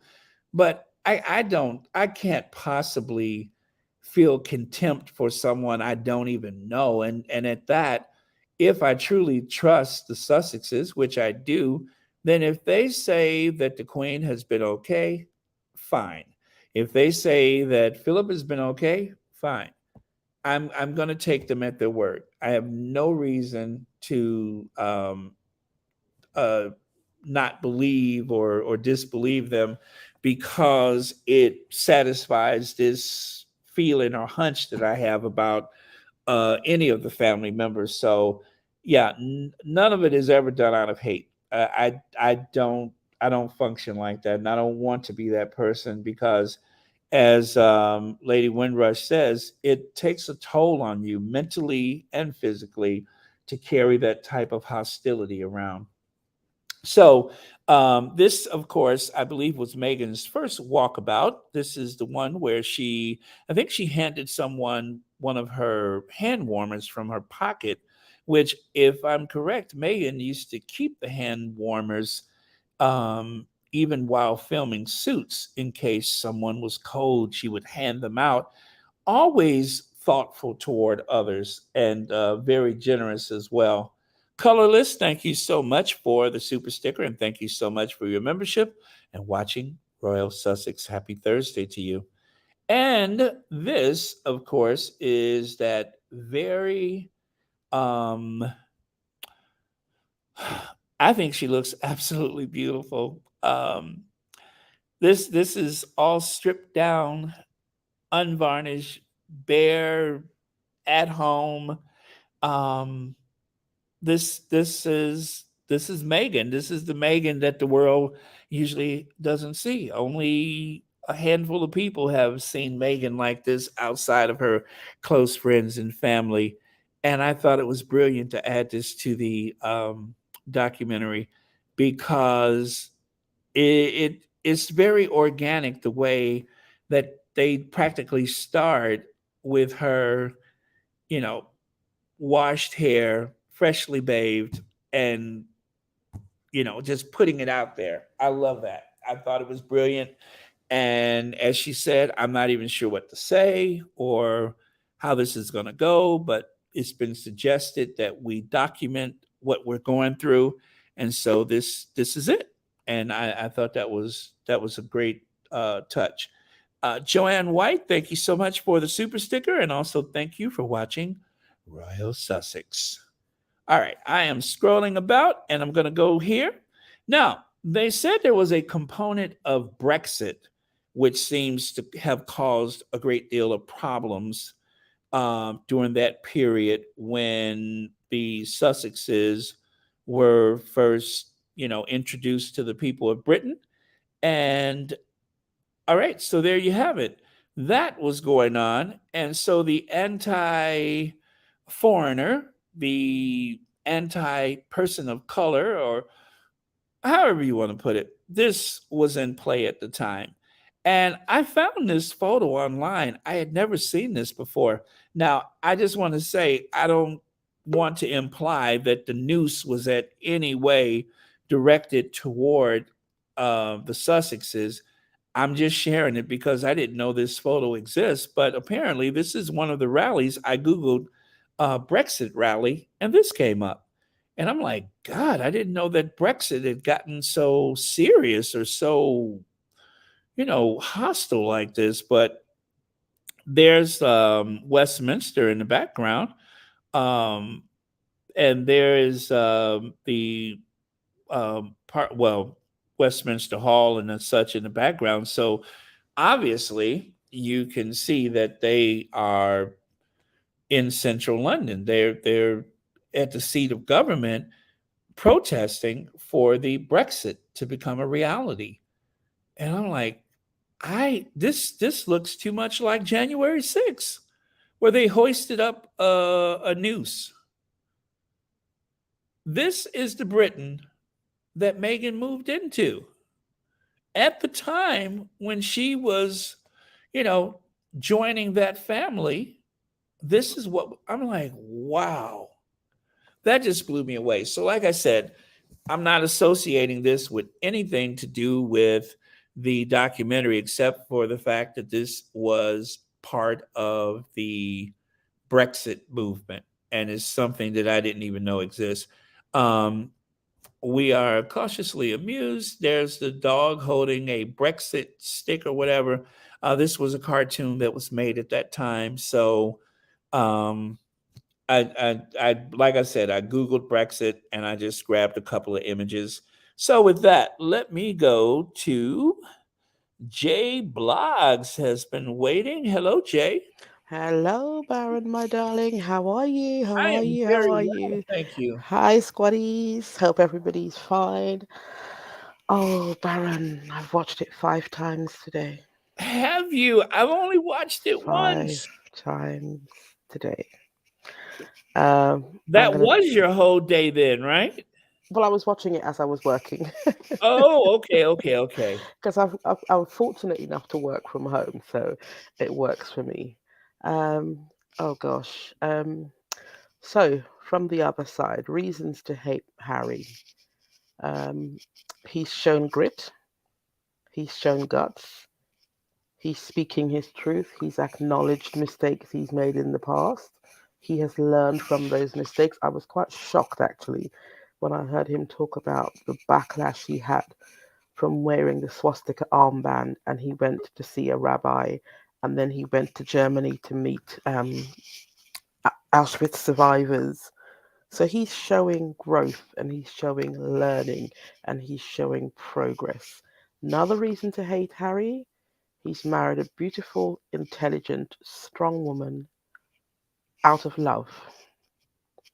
Not somebody who would fit in to marry out of duty. Okay. He is speaking truth. He's trying to show people the way forward. What I love about this first segment, Baron, is that we've all witnessed over the last 6 years, everybody has given their opinion on the story. Yes, they did a conversation with Oprah. Yes, he did a quick chat with James Corden. But other than that, have we really heard them give their version of the story? No. And I think what's really, really sad is that, we missed out, and I think they were very clever in how they approached this. We missed out on seeing a beautiful love story told because they weren't given the luxury of enjoying life as a married couple in a happy environment. They went into married life in a hostile environment that just got worse by the day. And I think people are really angry. It's almost like how very dare you, Harry? How very dare you? The family, and I said this to Anne this morning, they all were happy when Meghan first arrived because it looked like, oh, another shiny penny we can have add to our collection just to make our collection look really good. We're not necessarily interested in promoting the shiny penny. The shiny penny is self promoting. The shiny penny just shines, it just does what it does, and they couldn't hack it. And then you started to see the comparisons. And you're quite right in something you said. We don't, I don't, and I know many, many, many squaddies, I'm sure they don't hate the family. What I am is I am hurt that, we have this institution, family, business, brand.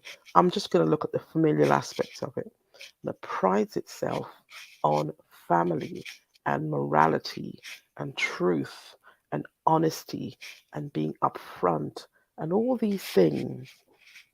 But all I think they're doing is just showing us flashcards that they think we want to see. Because the reality on the ground is you never defended Harry, you never defended Meghan. At some point, Baron, common sense and decency has to say, okay, we need to put a halt to this.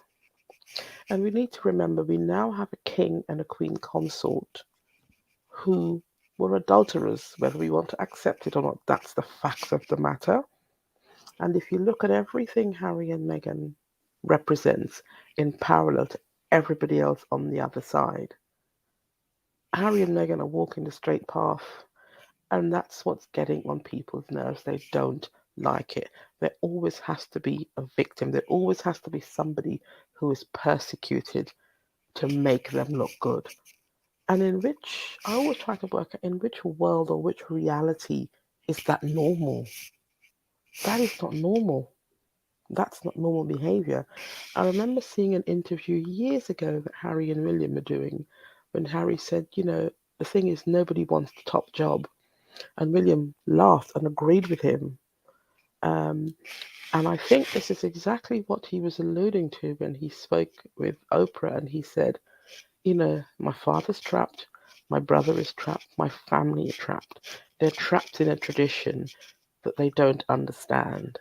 And Harry himself acknowledged today that, he's learned where he had unconscious bias. That it's unconscious, you're not aware of it because you're Right. just following the status quo and doing what's always been done, saying what's always been said. So when he's seeing these things and I know he's always had a warmth with black people and people of color. He said, but when the penny really started to drop, it's when it started to hit home and he watched what his wife was going through.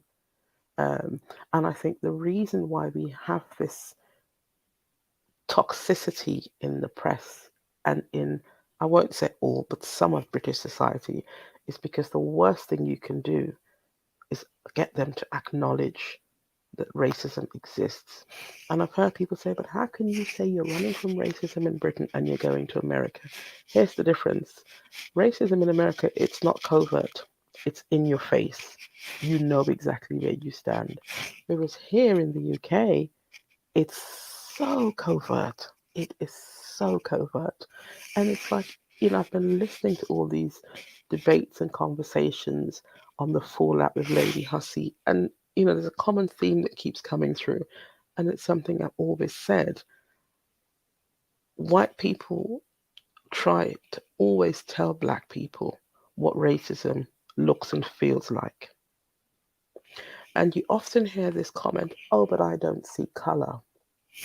And I always say, well, if you don't see color, it means you don't see me. If you don't see me, you cannot identify with anything I have to endure. Because as far as you're concerned, I don't exist. So anything I tell you won't exist. And Harry was trying to say in the Oprah interview, he's been trying to tell them and show them. It's like, when I listened to it today, and this attitude that, well, all our wives have suffered the same. And he said, no, but there's a difference. There's an element of racism. Now, as far as I'm concerned, if I've suffered something, what I'm going to try to do is ensure the people around me don't suffer the same thing because I know how it feels. But to sit back proudly and say, well, our wives suffer the same, so why should yours be any different? Why should we give yours any more protection? Why should we make such a fuss about it? But Well, it's like Harry said about generational pain. yeah, you've He gone said through it it. doesn't make sense because you went through it doesn't mean that you perpetuate it or you sit back and you allow Allow it. us to be a victim of it. You can stop it now in real Exactly. time. You don't Exactly. have to stand idly by, which is how he spoke about his father, Yeah. And and the pain that he's had as a child. And it seems like, well, oh, it's okay, not just because of his father, but because everyone else in the family has had to deal with it. Our Yeah. wives have had to deal with it, and therefore, is it some form of initiation? Well, what if that just stops today? Mm, mm. Because What if that surely, stops today? surely William and Kate have to be thinking of Charlotte, or are we to then presume that they're going to change things so that she is always protected? At some point, they are going to become the scapegoats, her and Louis. And I've been sitting here for years and trying to figure it out and break it down. And I'm seeing several reasons why Harry and Meghan are hated so much. Okay, Meghan came into the institution knowing who she was, knowing what she was about. She already had a life before Harry. So marrying into this thing wasn't the be all and end all for her. Okay, it wasn't as significant as theirs, but she had her own finances, she had her own money. With Harry, he is his mother's child. He is his mother's child. And Diana was always very, very clear in, William will, you the institution can raise William. I will raise Harry. And I think that's why there's always seems to, and I'm seeing it more and more, this we were happy to use him as the scapegoat. We were happy to use him as collateral damage. I mean, I remember seeing photos of William drunk, falling out of nightclubs when he was younger, getting into scrapes. But those images were very, very quickly pulled, almost as if they never existed. And I often wonder, are people so gullible that that they're happy to accept that William has this perfect, unblemished past? They are now, because people are fickle, and unfortunately, we're so drawn as a species to these shiny objects that we almost forget certain elements of the past.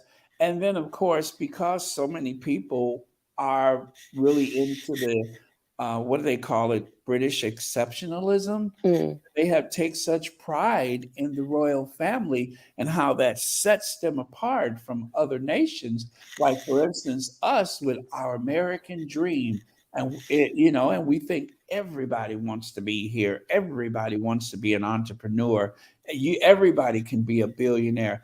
mm. I say you have the greater possibility Of making it there, yes. that you can go, but it's not going to be everybody's story. And Mm, not everybody is going to feel welcome. Not everybody is going to fit in everywhere. But everywhere. we have more of a meritocracy and not an aristocracy.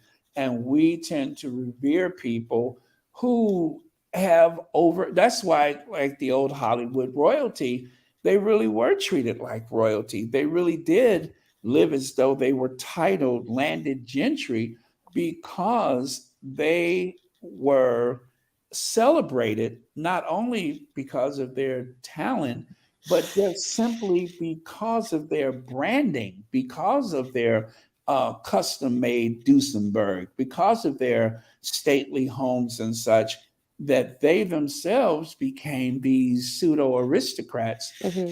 And then, of course, we've always had the merchant princes who ran their companies as though they were these landed gentry, and they would the sons would inherit, and except for here, also the daughters could actually inherit. Inherit too.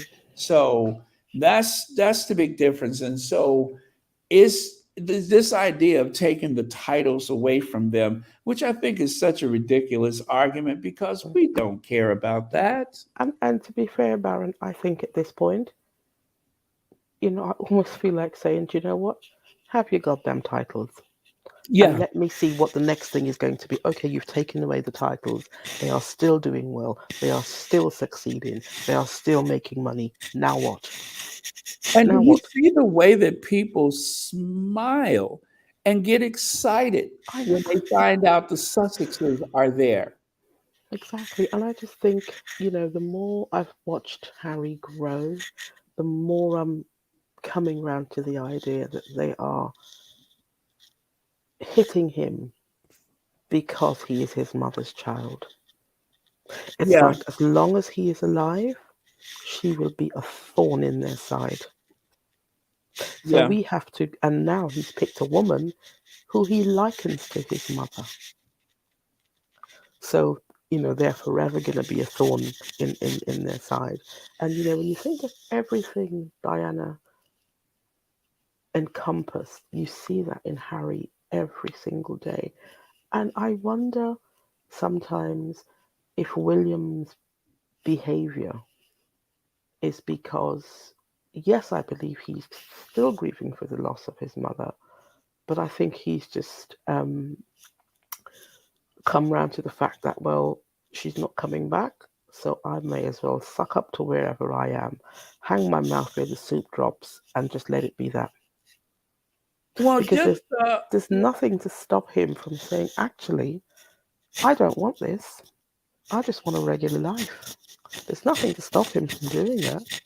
in the But it Daily seems as if, Mail, they mentioned, I think it was an article that said that Harry's trying to hijack Diana's legacy. He doesn't have to hijack no, what he he doesn't. already has. He He has doesn't. been the embodiment of Diana, since he started doing royal duty. Even before that, Yep. he's always been Harry. There's nothing he has to try to do. That's who he is. He may not look as strongly similar to her as William does, which is really a disappointment because William has become, I don't know if he looks bad or if his behavior has caused him to become grotesque Very ugly. eyes. But whatever it is, I mean, Mm, I see less and less Diana, and mm, I see more and more Frankenstein monster, yeah. or Well, or or it's Lurch, as I have referred to him. He doesn't even seem as human anymore yeah. for It's whatever like reason. my sons used to say when he was younger, you can see he's got the face of the mother but the heart of the father. And I Yes. used to think, how could you come to that conclusion? Be like, Mom, look at his face. He looks like her, but his behavior.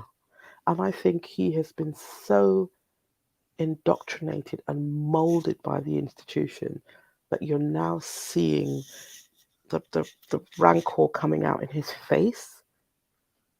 It's like they say pretty can be pretty ugly sometimes. And I Hmm. think they say the face is always the image of the heart. And I'm just seeing a bitter, angry person. I think he's angry for several things on several levels. He has to suck it up to dad. He has to suck it up to the institution. Irrespective of how he feels, he cannot be seen to reject Camilla because that would be an instant cut off from his dad. But he's angry that he hasn't got the courage of Harry. He hasn't got the freedom of Harry to step out and live the life he may truly want to live. So it's like it's angry. And it's this assumption that, oh, well, they've decided to step down. So here's what we'll do is we'll give them a year or 18 months or whatever to think about it. And in the back of their minds, they're thinking, oh, Harry and Meg, it's all right. They'll come back running, begging to stay. And it was just like I think they really had anticipated them saying, okay, do you know what? We've changed our minds. We're happy to stay. I think they are still in shock. And this is the reaction that we're seeing here. What So is it? how dare you? What is How that grief model? They're going through the stages of grief. grief? Yeah, yeah. It's like, how Going dare through you the not want stages to of be grief. part? How dare you not want to be part of the best institution in the world? Woo! And Going through the imagine, stages of you've grief. you've got this mixed race woman who you feel should not have just come in straight to the top of the chain. And this is something that's reflected in the society. We've got this woman come in, she's gone straight to the top of the chain. We don't think she should be there. She's above her station. We don't want her there. So we're going to try to break her in every which way she can. So we'll be nasty to her. We'll show her our bigoted side. We'll tell her to go. Okay, she took it for a while. And then her husband decided, actually, no, we're not going to accept this. We are going to leave. She left. Now, in the normal scheme of things, you should have just said, right, that's it, they've gone. We're not going to talk about them anymore. We will move on. But what have they done? They have talked about them every single day. Yeah, they've moved on, but the establishment has not. Has still And grieving. It's still Chris grieving. Ship with a P, not a T, Yeah. he's the one who made a public declaration that after what Tuesday, I'm Never never going gonna to speak mention about it them again. again. Well, this is the longest week of all of our collective lives as far as Chris Ship is concerned with a P, not a T, because Tuesday will never come for him. No, absolutely not. And I just think, they expected. And then when we hear the conversations, and I keep saying, Harry and Meghan are not in competition with anybody over. If anything, they're in competition with themselves to be better people than they were yesterday. But it's it's Exactly. it's like a classic, a narcissistic behavior where I'll abuse you, abuse you, abuse you. And then when you walk away, I'll be angry that you walked away from the abuse. And I want you to come back so I can abuse you even more. Well, no, you're abusing me. I'm going. I'm giving you what you want. You want your space, mumbles and bumbles. You wanted the spotlight to shine. Now, America is a huge country, a huge, huge country. Why they think that Harry and Meghan in Montecito and New York are going to drop a documentary on the day that Earthworm is being launched to try to overshadow William and Kate is beyond me. 1,000-year-old institution, and you're still concerned about somebody overshadowing you. Somebody who your mouthpieces deemed as irrelevant. Shouldn't you be focusing on just doing what you need to do? Shouldn't the British media be just focusing on William, Kate, Charles, and Camilla? Shouldn't that be the primary focus amongst all the other problems that are going on in this country? But instead, they keep harking on to Harry and Meghan, harking on to Harry and Meghan. Harry and Meghan have the awards on Tuesday night, Yes. and I saw King Charles III through a dinner. And what did the media focus on? Harry and Meghan. Yeah, the strain is Well, really starting to show with the other members of the family, in particular the sister-in-law. The strain has been devastating, and they keep well. And that guy that they hired that's supposed to straighten out everything for Will and Kate. I wonder if they're getting value for money with this no, guy. no. Now, if I was paying him, I would say yes. I am getting my money. But poor Kate, and I'm being sarcastic too. But poor Kate, what she must be going through to try and measure up this person that they were so dismissive of, and yet now you're dressing like her, Yeah, you're pulling your hair to the side, you're doing all these things to emulate her. And if she would and just be failing. like the queen had a style that she stuck with for Yep, at she least knew what 50 worked. years. Yeah, so just stay in your lane and you won't get hurt. But when you go into the other lanes, that's when you run the risk of injury because you're going to fall all over yourself trying to compete where you certainly could never compare. Compare, but what I think it is, I think, all jokes aside, I think Kate is deeply affected by Harry going because she's lost her emotional support. She's lost her Hmm. crutch. Ha- William was the husband, yes, he's the king that will get her to the throne, but Harry was her emotional support. Now, when you're married to a man out of duty, okay, she may well have loved him. I'm guessing so. But then you see your brother-in-law willingly, openly, and proudly loving his wife. I don't care who you are, Baron. That's got to hurt. That's got to cut. Yeah. That's gotta hurt. And I remember seeing videos and images of Harry almost like pulling William up, saying, well, how can you walk off with an umbrella and leave your wife standing in the rain? Hmm. Um, and it's just the simple things. Harry opens the door for Meghan. He closes the door for Meghan. He puts his hand on her back. He makes sure she's comfortable. I remember seeing videos of William putting his hand on Kate's back and she was just pulling away. And I'm thinking, well, Hmm. at what point, you, your family are well financially. so you're never going to be stuck for money. Is the crown that important to you? And have you really considered what the life will be for your children? George Now, will you be know what? king. And Let what's me going to let me happen say to your this. own daughter? You said children, and that's been something that I keep forgetting to say. I was going to ask you this. Didn't the Cambridges say that they were going to protect their children and make sure that they won't be exposed to the media and flaunted or Yes, they and did. bandied around? And it has been the complete opposite. And I'm like, am I imagining or did I really hear that? But I thought for sure that they said they were drawing a line in the sand when it comes to our children, and we're not going to allow them to be exploited.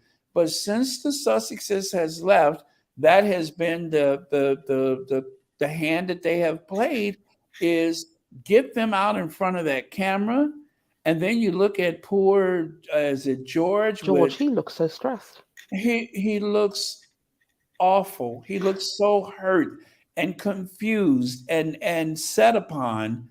And then if that's not enough, there's a bank of cameras in front of him, and then there's that one person literally standing over him with an iPhone. Hmm. I'm just like, I But thought it's they were supposed to be protecting those kids. They swore that they were not going to let them do the William and Harry model, and that's exactly what they're doing. but you And see the poor Charlotte looks like she doesn't understand what's going on, and the problem is she does understand. She just mm, probably don't have the words right to now. articulate how she's feeling. But Yes. you see, Baron, this is what happens when you make the deal with the devil. You lose all your bargaining chips, because once they put those children out there, they can't pull that back. And it's an old saying: a drowning man will clutch at a straw, and that's what they're doing. They've recognized that they do not have the pulling power as Harry and Meghan. So their only trade-off is to now use the kids. But here's the problem. Notice how much we don't see Louis, because they can't play with him, can they? Because he's No. unpredictable. No, Louis will stick his fist down your throat. But this comes back to the whole point. They're always looking for a way out rather than thinking, well, actually, do you know what? There's Louis, something. Baron, behave. Louis will wring your neck. Louis will cup your mouth, jump on your Pull your back, hair. pull your hair. Yep, Um, snatch your candy away from you. snatch your So candy away from yeah, you. he's not Kick to you in be the shin. toyed with. Kick Yeah, you in the and shin. then if that's not enough, he'll take his little plastic pistol and whip you silly with it. So Baron. Yes, I agree with you. So it's like they're running out of ideas and they're running out of options. Now, I'm trying to think about this logically. Okay, so you're marrying into an institution where Mhm. it's par for the course that the husband will have a mistress, and you're quite happy to go along with that. Is the crown and the position and the status that important to you? Well, it's either that important to you or is that important to your mom who has a Of course. party favor business and who wants to recoup her losses for all of those private schools, and you got to recoup those losses. So like I said, jokingly of course, that some former air hostess may be selling beverages from her cart up and down the aisles of Westminster someday in order to recoup some of those Some of losses. those costs. But going back to the documentary, I was glad Mama Doria got to have her say. I think Oh, next that was week, very sweet. I loved I just her. thought, Absolutely wow, loved her. wow, that was so profound. And Mm-hmm. I love the way she dealt with Tom. Mm-hmm. She didn't. She followed. She did a Michelle, and she went higher. Like, how could you, as a parent? How could you? She said, I can't believe Tom got involved in that circus. I thought, my Yeah. lord, Yeah. my word. tell it as it is. And she said, I'm glad I finally got to say how I feel. As much as I'm enjoying, I'm losing track of the fact I still got a bunch of people waiting. So I should go, but thank you so much. I really appreciate your comments, and yeah, you have been stellar, and I appreciate it, and I'm sure everybody else in the Keep squad. up the fab work. Keep up the fab work. Thank you so Looking much. forward to next week. You All take right, care, Baron. thank Bye. you. I appreciate it. Thank you so much. Okay, so oh gosh, Irene. There we go. Irene, you have been waiting for some time. Hi, Hi, Irene. how are you, Baron? Very well, thank you. Thanks so much for taking me call. Number one, I just want to say I have watched the documentary twice already. I am in love with it. I think especially the first episode, just seeing their love story and truly like genuine love that those two have for each other is just so beautiful. I love it. Um, Yes. and just outstanding.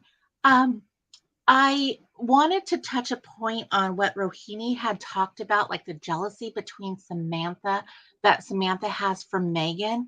Hmm. And um, I absolutely see that often in a lot of families, especially when there is kind of like an age difference, where the parents are in a better financial situation than they were the first time around. And so it appears that like the younger sibling is getting more of the stuff or more attention from the parent than had originally happened. And I kind of think that's probably what's going on there. Plus, she must have some kind of personality disorder, on top of that to be so heinous to her, her sibling. It's just, Allegedly. yeah. Okay, allegedly. Allegedly, but to do that, but it's just quite I just uh that whole situation with her family is just so terrible. Um Well, but I'm so glad you said that though, because all right, I have been struggling with that because of the age difference, and I'm just like, but they're so much older. But you know what? You just touched on a really great point. Is that financially, Thomas Markle had evolved from when they were kids and had probably so much less. And because, by the time Megan comes along, he has become this Emmy Award winning lighting director. And so he has more, possibilities to dole affection on his youngest child as compared to the older siblings, Mhm. and so that would make sense because I like I said, I've been struggling with that. I'm just like, but they're so old. Does that make sense? But the way It you just doesn't put make it, sense that they would be jealous of a child, but unfortunately, there are a lot of adult children who are very jealous of their younger siblings, which it doesn't make sense to average people because, but some people can't see, like, through the fog of what that is. well, So, yeah, and the tabloid press went to war against an infant child over a name, and I never thought I would see that played out publicly and exactly. without hesitation or embarrassment. But that's exactly what happened. So I guess when you consider that, anything's possible. And you could have never convinced me that even the tabloid media would go to war over a child's name, but they did.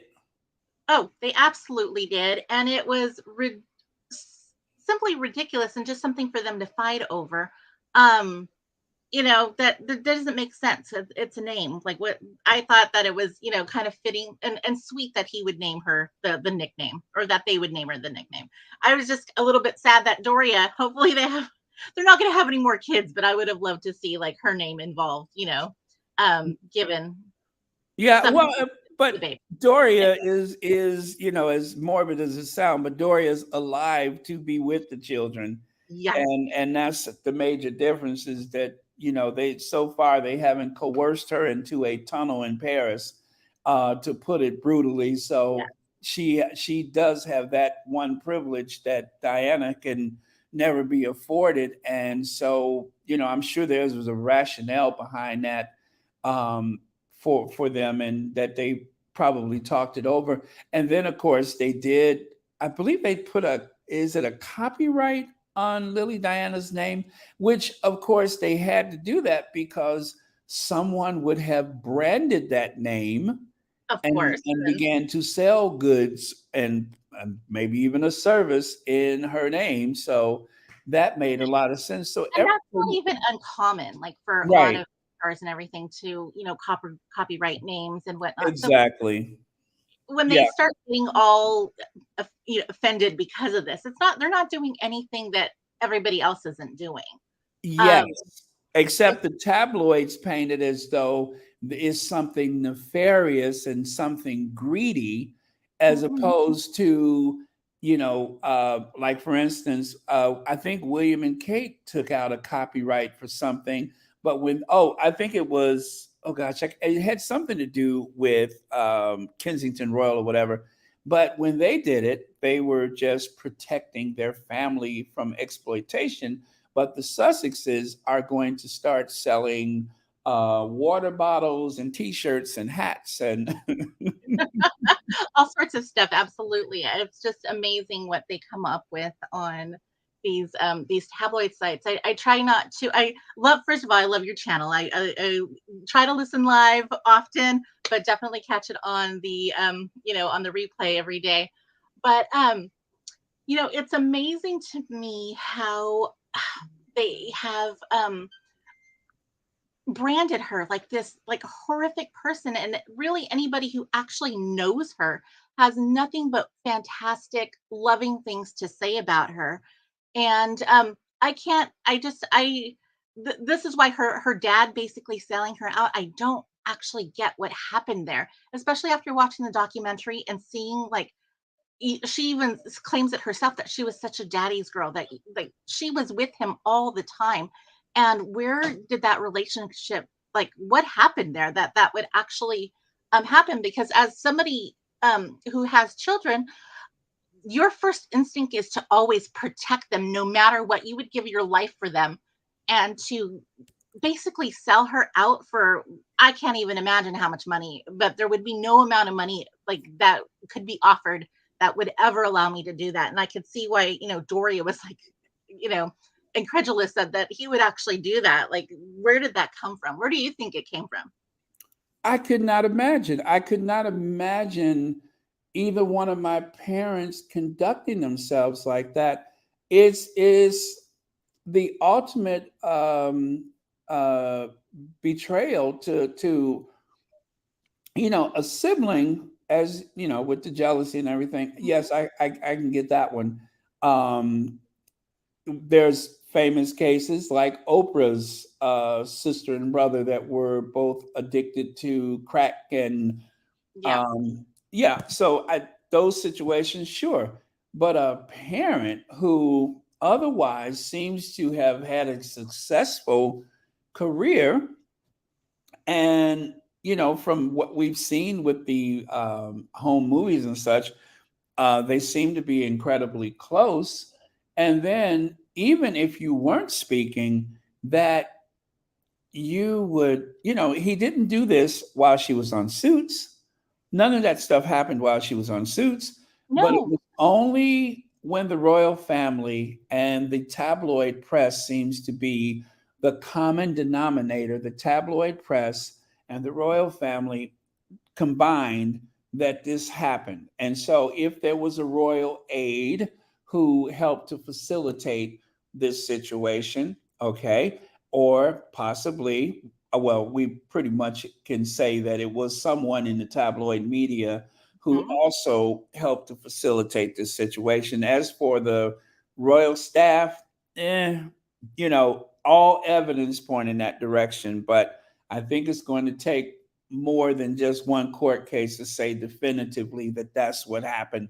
But either way, this is still your daughter, and and this whole thing about not going to the wedding, and then, okay, so we have been led to believe that they were trying to derail the plan for the wedding by him not showing up at the last minute, and that would cause so much embarrassment that for now the wedding is going to be called off, maybe indefinitely.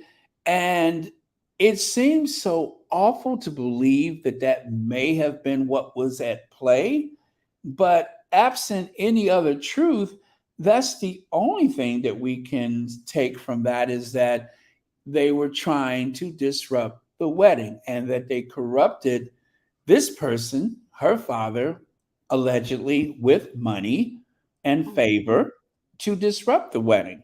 And so there was that Southern Belle from the United States that took a picture in front of a Confederate flag that I'd rather not say right now, who seemed to be down there playing patty cakes or whatever with him during some period of time before or after or even during, that caused a lot of questions. And I don't even think we're going to get to that in this documentary, because we seem to have passed that chronological Yeah. period.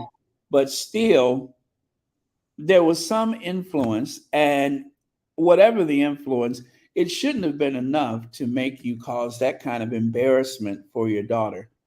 Right. Well, I don't think we're gonna see, even like with the upcoming stuff, like chronologically. I know like a lot of stuff goes down. I think that Harry and Meghan are so classy. Those two are just amazing, and they're just who they are as people.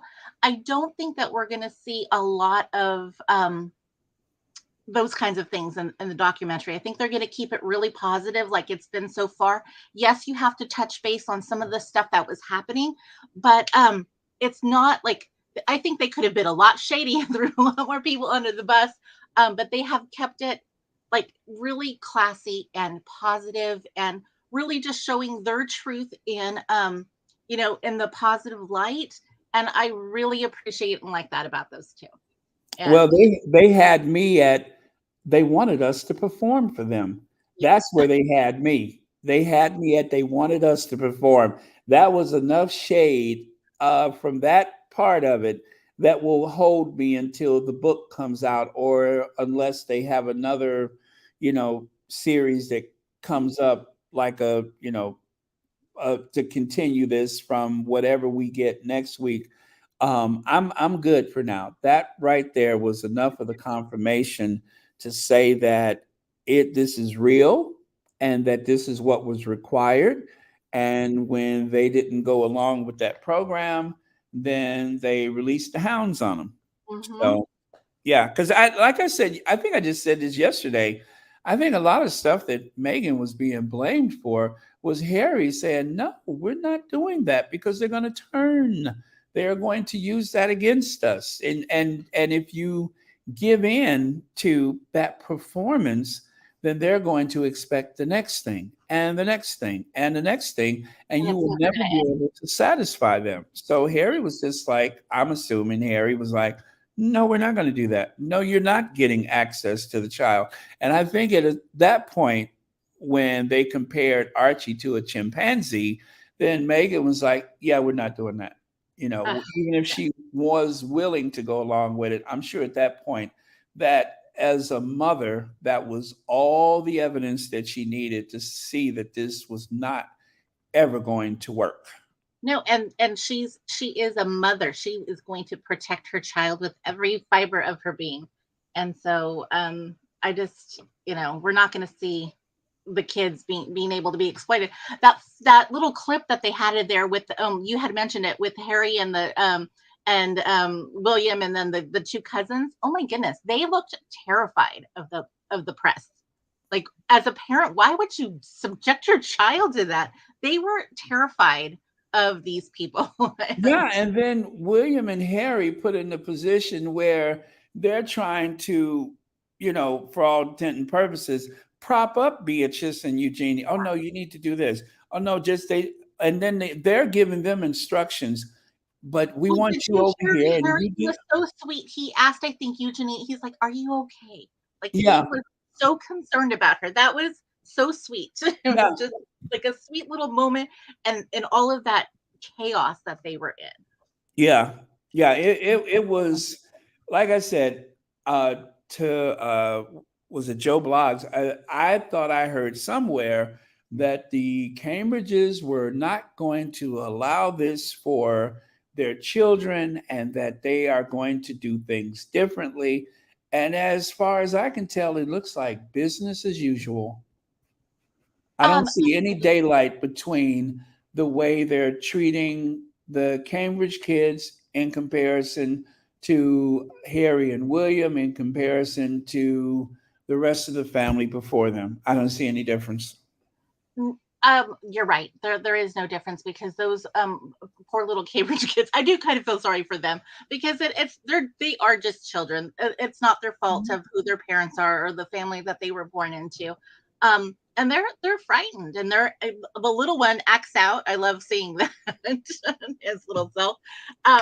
But and then George just stands there like like paralyzed almost. It's very Yeah, disappointing to see, and I think as like they are going to need so much therapy, those children, and they're yeah. not going to get it because apparently you have to not admit to having mental challenges in that family. Well, no offense to, Britain, but Mhm.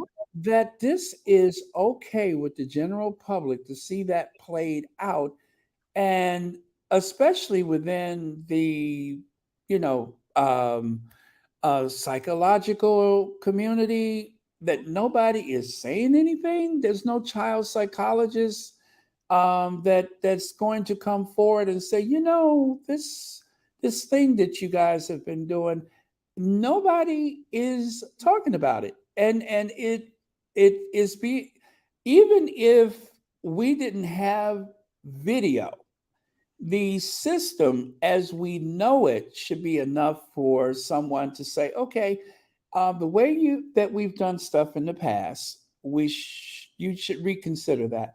But this whole pitting one against another, the one child against the other, um, we're watching this play out, and nobody's standing up for those kids. The only person that I've really seen stand up for them was Dr. Shola.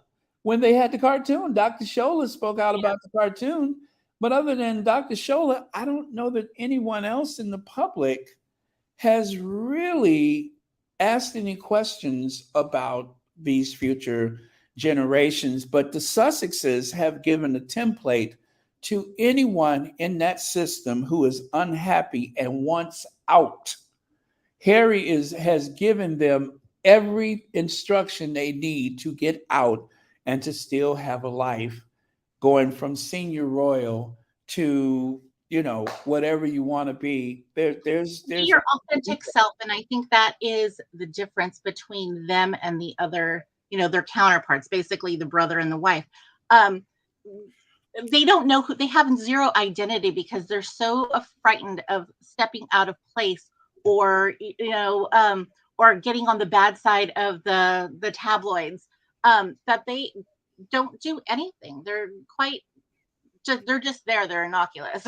Well, I mean, they still got them weird ticks with the Oh, hands and William's mouth, and they got all and that look going how they're trying to turn her into the new Megan. She cannot be Megan. Megan has an inner light, and just she's so effervescent. Like she was born to shine, and Kate has not. And nothing, I don't like to throw shade at Kate. But I'll do she's it. I'll do it. okay. You do it. I love it when you do. That's not her. She is not that person. She doesn't have the personality. She is not. I don't even think anybody knows, or even if she knows, who her genuine, authentic self is, because she Well, has no style of her own. She doesn't do anything.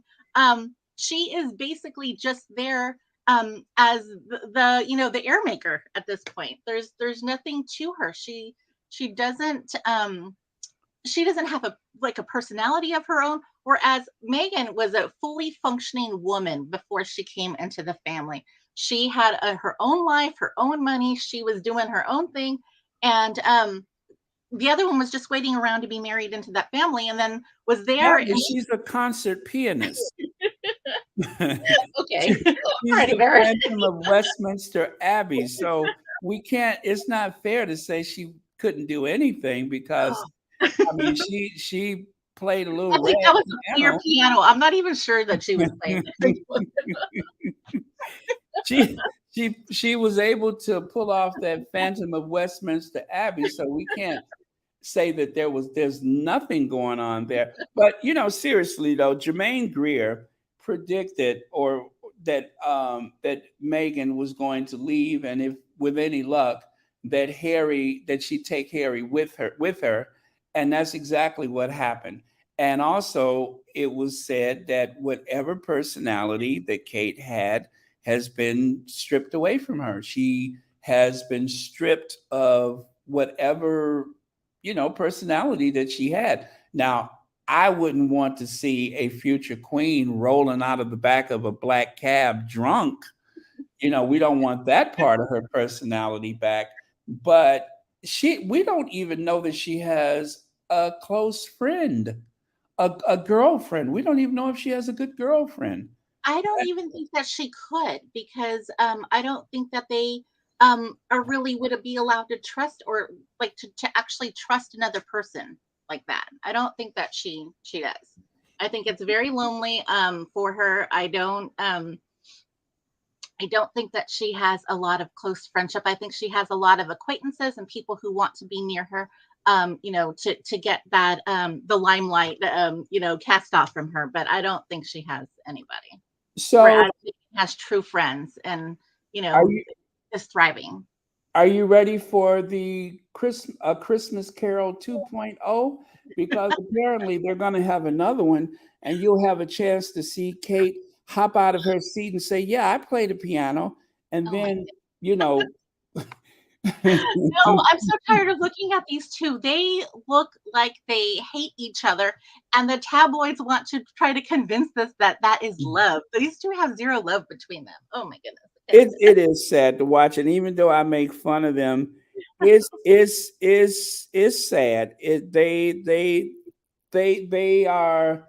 I guess what bothers me is just that I get frustrated with them trying to make these comparisons, and it's like, okay, I can see if there was something there, but you're saying that people that are dull as dishwater, you're trying to exalt them as that they are superior in every way to two high achievers, in their own right, not even together. But as I say, the Sussexes are capable of pulling a room in with them, whether they're with each other or away from each other.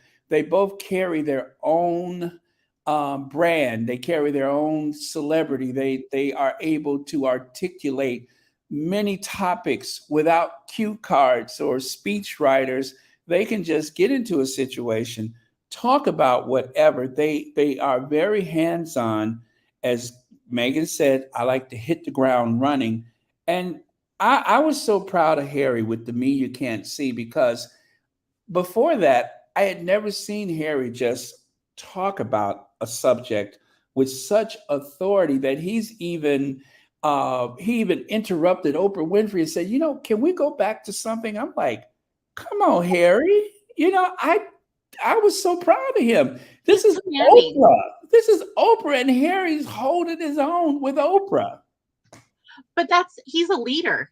Like, they Yes. don't give him credit for that, but he is a leader, and that's not something that you can teach. It's not something that you can be born into. It's who you are, and he has that about him. Yeah. People want to follow what he's doing. They like him, they trust him, and that is important. Yeah.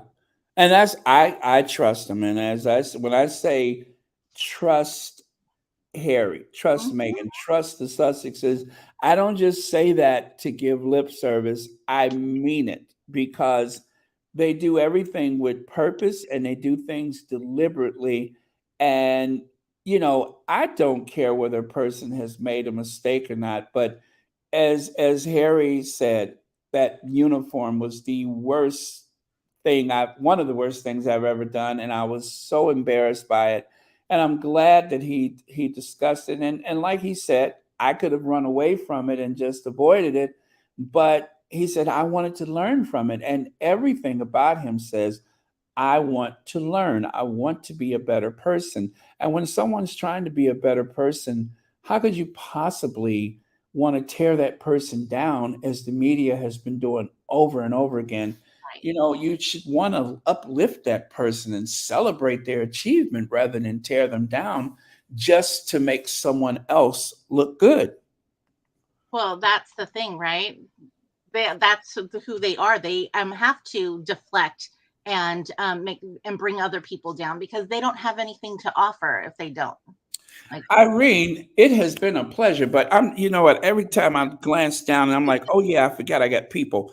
one thing, Darren, before you go, I haven't been able to comment on the chat for some reason. I am blocked over on that other side. I've tried unsubscribing and resubscribing, so you can take Oh, care well, of maybe that's what the problem is because, usually before I start the chat or before I start the live stream, I set it back for 1 week Okay. of subscription. And so if you're going in and out, then you may Well, be. no, I've done that in the past. It's already been the week and it's still not doing it for me. So Okay, well, I tell you what, I will go into where people are blocked and I will make sure that you haven't been blocked by mistake and thank and you. to make sure that I make sure hopefully Lydia will remind me.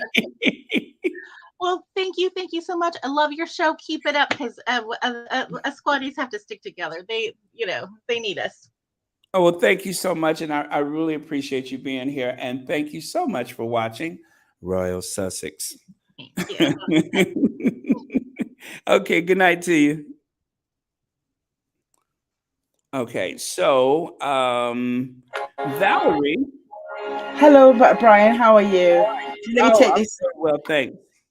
So, And how so, you keeping? Valerie, I have Mercedes. I see you there, and I promise I'm going to try to get to you as soon as possible. Okay, that's fine. That's fine. Okay, I'm kind of getting lost in the conversation because I'm really enjoying this, and That's good. after watching the the thing, I'm just like I'm so like how I'm excited, and I do want to talk, and I'm losing track of time. So anyway, thank you so much for your patience. Okay, Valerie, you ready? Yes. Okay. I just made some notes quickly. How is everybody? How are you, Brian? Baron. Thank you very much for having me. I am well, thank you. I'm well. I'm excited, and I'm gonna go back and watch again for sure. And I'm just taking it all in and trying to process, certain things that was either a confirmation or brand new and all that. So yeah, it's a lot to take in. I think I found it a very interesting video and I learned a lot. And what was surprising when that gentleman said when they were in South Africa, he doesn't perform anymore. And I thought that was really interesting. And what I think the problem is happening. We've always had two types of government. We've had the Labour government and we've got we have the Conservative government. We had a Conservative government which has been in power for 12 years, which are all based all public school boys. And what Mrs. Thatcher did earlier, she brought in people like Murdoch, and that's why they convinced the Rupert Murdoch, they convinced the population to vote. And what they've actually done, these so-called public school boys, they've actually created a world where they own everything. They own the royal family, they own the business, they own the government. So there is no, remember they used to have three separate, no, everything's all merged into one. Brexit was supposed to be fantastic, but it has been a complete and utter disaster. So now that the layers are falling off, when Meghan came in, she came in while we were in the midst of a Brexit.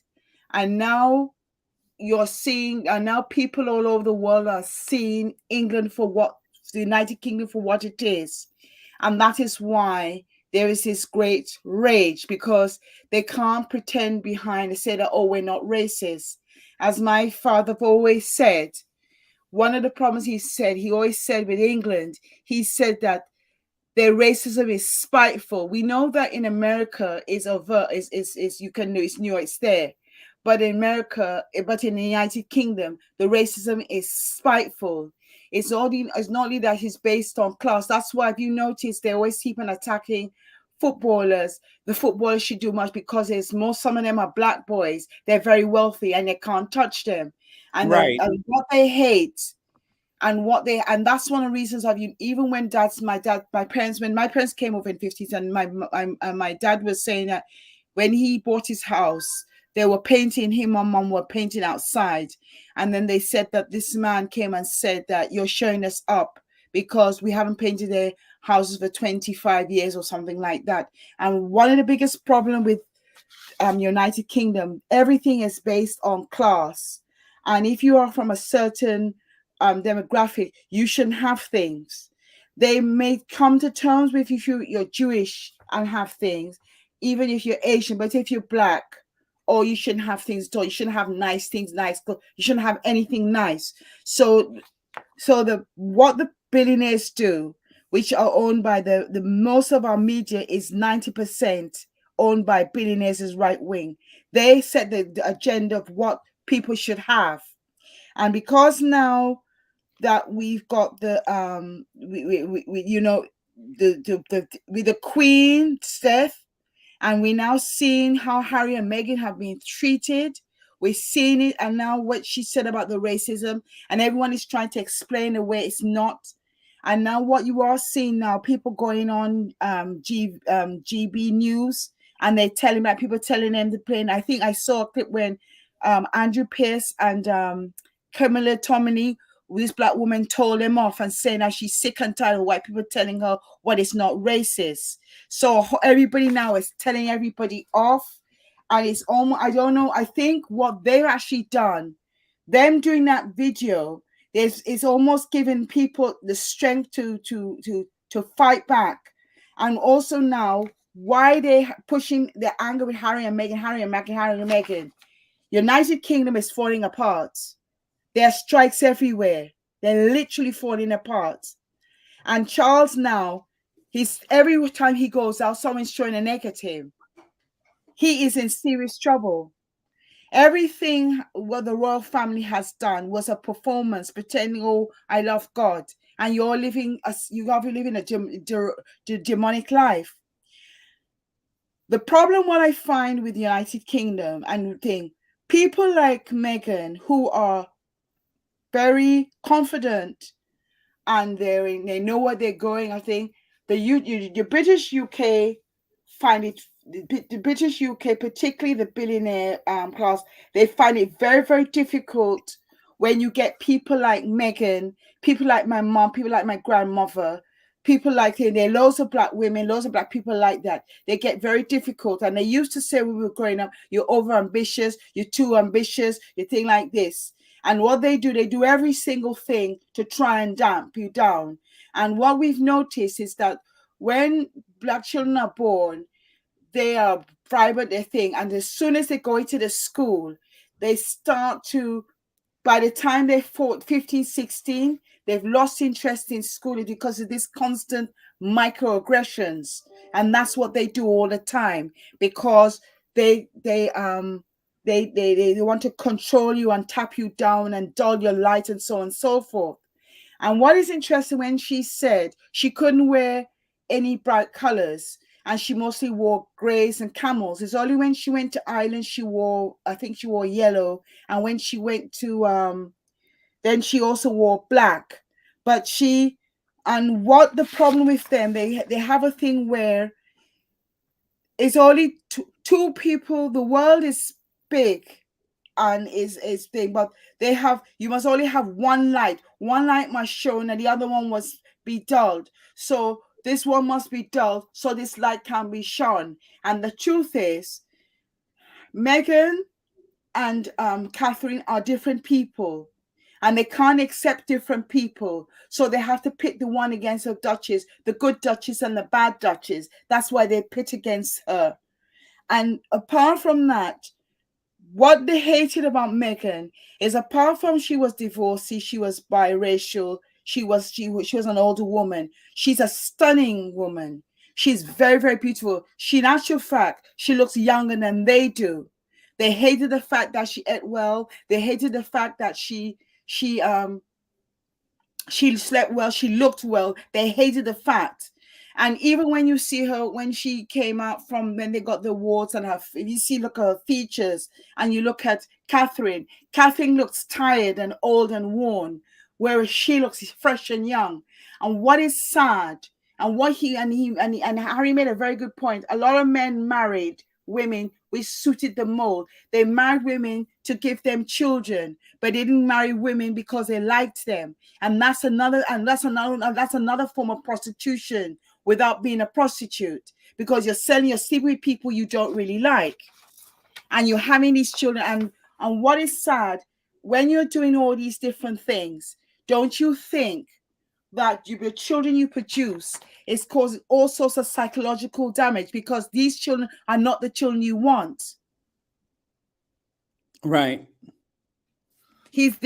I have to admire them, and I've got to say that they've done a great thing doing this in this video, because what it's done is that it's forced people to look at what they've got, and it's a lot of rubbish. The it's like an emperor's new clothes. The royal family is illusion. What they show is an illusion. What the press are telling you is an illusion. And now when they were coming out this video, when this show was coming out, they first of all said, no, that's not true. Then people say, yes, it is true. They were preferring. And now I heard that they were doing a lot of changing and deleting accounts and so on and so forth. And then now that You're talking about the royal reporters yes. change. Yeah. And then do you remember the part when that woman, I think that lady, that Iranian lady, I think she's got her own business now, she's pregnant, she said, how comes they're experts? Who makes them experts? Then he explained to them, do you remember? And that woman goes, how come they're because experts? it gives them the credibility to Yeah. use the title royal expert or yes, and she said that royal author. they were experts. And basically what she did, she got slamming in 1 second, they're a load of rubbish. That's what she said. So they must be fuming. And also another thing too, when I realized what the issue with the United Kingdom is, this massive brainwashing. We in the United Kingdom live in 3 time zones: 1947, 1953, and 2022. And this is what's causing the whole backlash and gassing. And that's why when they talk about the woke, there's nothing wrong with they want you to be asleep so they can gaslight you and tell you a whole set of stories. But because now people are suffering because the cost of living crisis, and it's really now drawing on them, they rail the trafficking. We've got a strikes that everybody's striking: the posts, the nurses, the university lecturers, the driving instructors, the traffic operators. So now there's no gaslighting. There's no point misleading and telling it. So now they're coming. And then what makes it worse, Mick Lynch is going there and dragging them, and he's going on there, he's going all over the place, and he's dragging them, and he's embarrassing them and making them look stupid. Then I think even in Parliament now, I think that they were supposed to have a deal, and the Treasury pulled the deal with the railway makers at the last minute, and everybody's all arguing, you did pull the deal, did you? No, we didn't. And they're arguing. So now, and then with even with that MP, what he said about two Taz and all of them, so everything is coming out. And what I think what Harry and Meghan has actually done, they've made a template where the younger children, they've got somewhere they can walk away and say, no, we're not doing it. And I personally think that with the big case which is coming into the next year with the Daily Mail, and I also heard in America that Rupert Murdoch has to go to court because I think it's to do with Donald Trump, and I'm not sure, is it to do with the when they were closing down the voting machines? Oh yeah, and that apparently he now has to. Fox News, among others, were reporting that certain companies that provided the voting machines were involved with fraud in places where they used a different company. So they put them under the umbrella of being part of a problem where their equipment, where their company was not even involved. And so they libeled themselves or libeled the companies because, with this zest they had for reporting as much negativity as possible that they didn't even pay attention to the fact that it was like, I think Diebold or whatever the name of that company is. Yeah.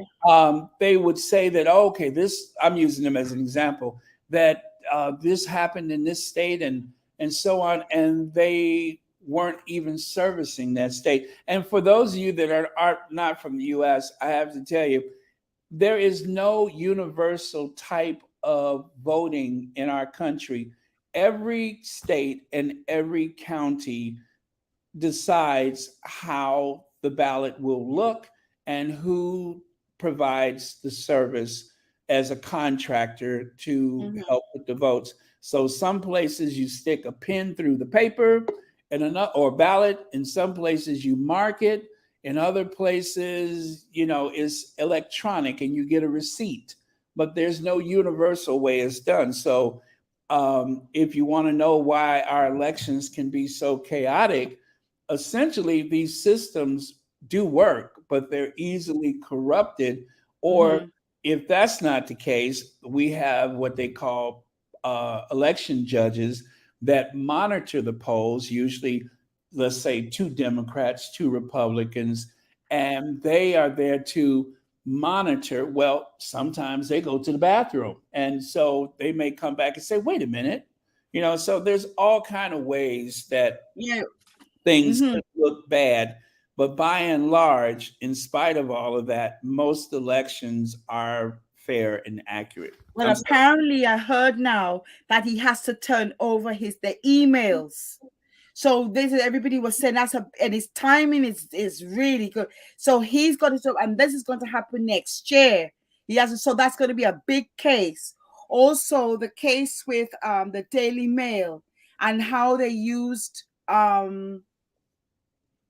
I think what the issue, what I realized what's happening now, there's also with the case with the Daily Mail and Elton John and Dorian lost a whole set of people going after everybody, after them. I think it's going to get even bigger, and I think that is going to, and I feel that case, because apparently what the Daily Mail has done, they asked for a delay because they need to get their papers. But what people suspecting, they're doing a lot of deleting to get rid of evidence.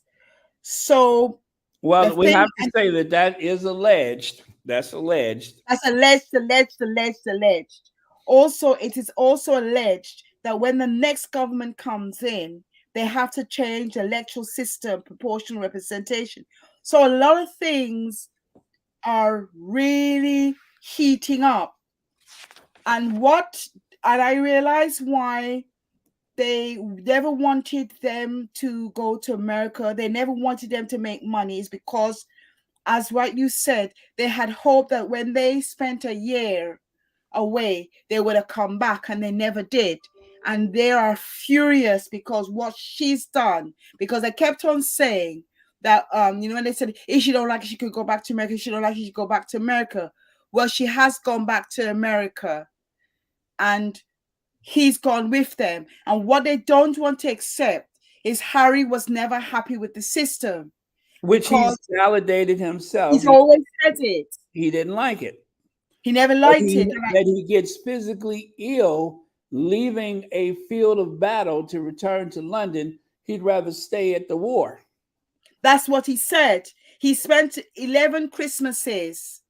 He spent 10 Christmases away in the army. He also, do you remember when he went to Lesotho? He used to go there. He used to spend 3 months every time. He used to go and spend 3 months in Africa. And do you remember he said his father felt that he was spending more time in Africa than being in? Do you remember? Did you hear that? I heard him say that. Yes, that's what he said. He said he spent more time in Africa, and apparently, when he was younger, they asked his brother and him what if they want place. What he said. He would spend all his time in Africa, and his brother said he would live in Canada. And brother was planning to leave to Canada. I don't know what the Queen said to him, and William was going to live in Canada. Well, they got William, and with William, they got Kate, and they are going to have to make do with William and mediocre Middleton, and without Harry and Meghan, they don't even have a possibility of getting people to even pay attention to them. So No. even though they say, oh, they're no longer relevant, they're no longer relevant, they have to use the Sussexes just to get people to pay attention to the other two, which is really sad. But It's it's sad. like as much as they hate, um, they got unfortunately they were short-sighted and ran them out the country. And secondly, as much as they hate to admit it, the only way that they have any relevancy is to make these constant comparisons and hope that people will at least take notice that they're in America or that they've gone to the Caribbean. They should be embarrassed by the two of them, but instead they want to keep exalting them and putting them up on this pedestal that they have not earned, that they do not actually belong. They should just do their duties quietly and discreetly, the way Charles has for the past however many years, and and hopefully win people over. But the problem is that the people that are the most loyal royalists are dying away day Yes, by they're day dying. by day, They're and they dying. won't Apparently, have they said that anybody there because every time they ask a young person, young white people in Britain, they it's don't want it. amazing how they cite colonialism, Colonialism. They don't slavery. want it. Um, it's incredible. I I mean, know. I never, from the young people, I never. Now, eventually, they're going to find someone who sounds like their grandfather or whatever. But so far, I have not seen that person They're not getting interviewed. that. They're not getting that.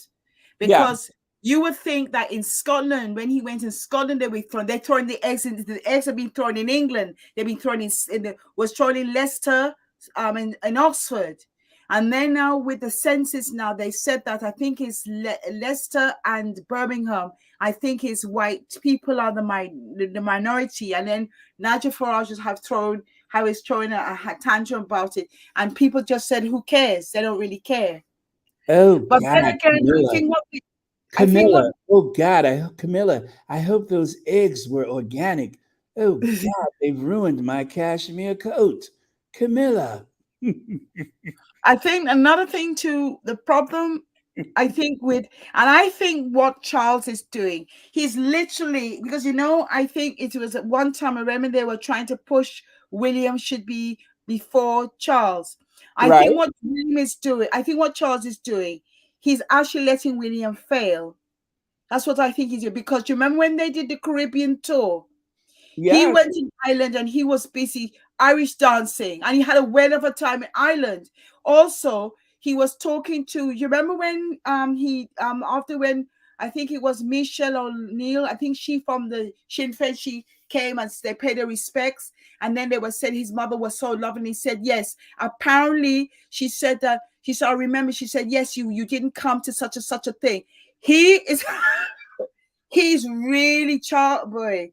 What he's doing, he's just doing things quietly, and they're pushing William in front and they're letting him fail. Well, that makes sense because William is his own worst enemy, and he has a staff that he has handpicked himself that seem to have fallen short again and again. Because if he really had someone with age and experience working for him, and in particular, like I say, representation matters. He needs to have uh, well, and you know what, I don't want to help them, but they need to have people of color who can help them with these situations and avoid those bad optics. But I think that he's so entrenched with the good old boy connection that he has Yes, that that's yes. not likely to happen. So listen, Mercedes Todd has been waiting patiently, and I Thank you want very much, Baron. all right, thank you, Valerie, and I appreciate your time, and thank you so much for your comments. You're welcome. Thank you. Thank you. Mercedes, you are in. Thank you so much for your patience. Are you ready? Okay, because we cannot hear you. Let me see. I'm trying to see. Does it say that you're muted? You're not muted, so um, I don't know why we can't hear you. Okay, wait. Did I hear something? Mercedes, I don't know. It doesn't say that you're muted because it would say your microphone is muted and it does not say that. So, um, let me try this. Um, okay. Nope, nothing yet, huh? Is there any way you can check your microphone? You did check it. Oh, I'm sorry. I don't know how to make that right. We could see you. We could see you, and I certainly don't have you muted, or do I? About that one. Oh, you know what? It wasn't muted, or you know I what? Maybe it found was it. muted. Oh, you I found think it. Okay. yeah, this is Mercedes Keys, not Todd. That's right. And I'm looking at your name and I'm like Mercedes. Okay, got it. Thank you. And I've been sitting here entertaining myself with the highlight of all 3 episodes, which is when little Archie, while watching his father be interested in hummingbirds, said, I I got love dirty that. feet, mama. And I love the hummingbird scene. this here. Can you hear that? I do. You know, it's kind of it's not clear though. It's not clear. Yeah, yeah. Those little speakers don't work so Yeah. well when Well, you're I trying took to. notes. And so I'm going to be, because you have to be tired. You've been going on and on. So basically, what I wanted to say was I lived in England for 10 years. Uh-oh. I worked for the RSPCA, half of it, and Okay. it was the worst experience of my life. Talk about trauma, racism. It's so insidious. It's almost wickedly evil. Matter of fact, it's not almost, it is. When I left there, I was on the verge of a nervous breakdown. That's how bad the experience was for me, a Black American woman. So when these things started to take place with Meghan Markle and she started talking about it, I was like, oh my God, it's the same exact thing. They do not appreciate you bringing your American intelligence to us. They have a very superior idea that they're ultimately more intelligent than you will ever be. You're from America. You're the colonies has no history. All of the history is here in England. Our pub is older than your country. Have you heard that one before? The pub Absolutely. down the street is older than your company. Yes. And the things, the confrontations that I was in the midst of with the RSPCA is unreal. The street inspectors that would see about the animals, no problem. But the office politics and racism was unbelievable. And it's far different from American racism. Someone spoke earlier that American racism, they're right in your face. You know your enemies. But at the time I was there, I had an afro for a period of time, and I had to check a couple of people because they wanted to touch my afro. And I said, do I ask you to touch your hair? Well, no. I said, well, don't touch mine. Okay. I'm not an animal in a zoo for you to pick through the cage and see what it feels like and see what my hair feels like. Loads of stuff. Anyway, I'm going to focus really quickly on this wonderful documentary. I took some notes. The downer for me was the snapshots of all of the threatening messages and name calling that they did to her. It broke my heart. Absolutely broke my heart to see that she'd been subjected to that. The part that I thought was cute and funny was, and I apologize because I missed a lot of this, because I just came in from work. But I thought it was hilarious to see Harry in a panic on that first date where he was running late. And Meghan's idea, does he think that is his arrogance the type that he thinks I've got nothing better to do than just sit here and wait for him and that I'm gonna wait? I thought, yes, that was hilarious. And of course, he was very serious and did all that he could to get there. I thought that was cute. I don't know if anybody brought that up or not. Another point that I thought was incredible is the epiphany that Harry got, that not only was she beautiful, but she was perfect for what he wanted in a wife, as far as her intelligence, and that she was fully suited for the job.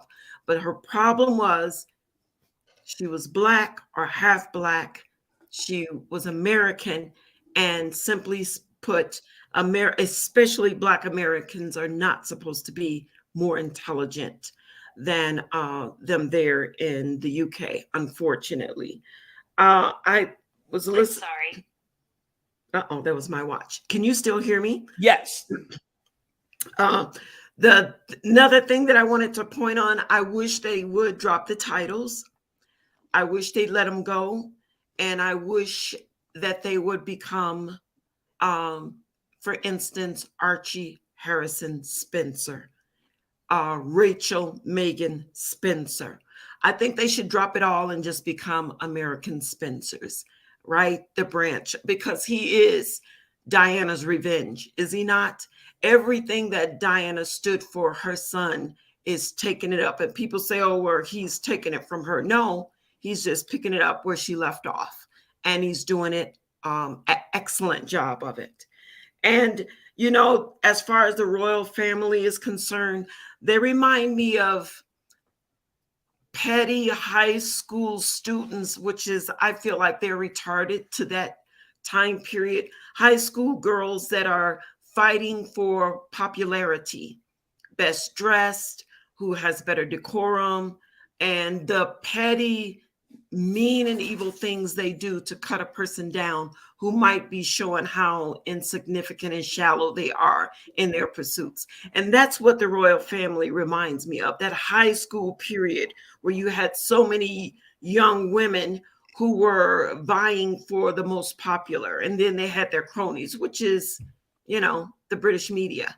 So I just wanted to get in there and say that. And last, there are a lot of Sussex Squad vloggers, and I enjoy them all.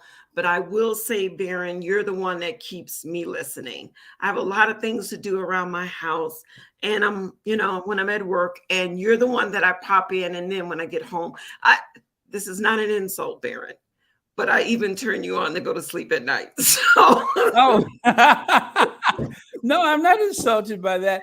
You know, whatever way people use this platform throughout the day, I don't care if you're vacuuming or in your garden or whatever, fine by me, because to me, it feels like a privilege to be, well, it is a privilege to be a part of somebody's day, you know, especially on an ongoing basis. Like, okay, good, I can put Royal Sussex on.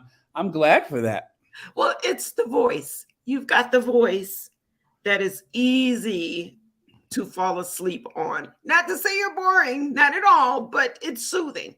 Oh, I have a couple of friends that you know, I'm like, hello, are you still there? You still there? And they say, I don't know why is it every time I talk to you, it's just like I took a sleeping pill. So I get that in my personal life. It's nothing you know, unusual about that. So yeah, and no, I'm not offended by that at all. Well, the last thing I'm going to say and let you go, because you should be exhausted.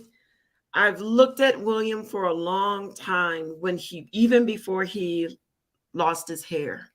And I always thought that there was something about him that was not right and that was racist.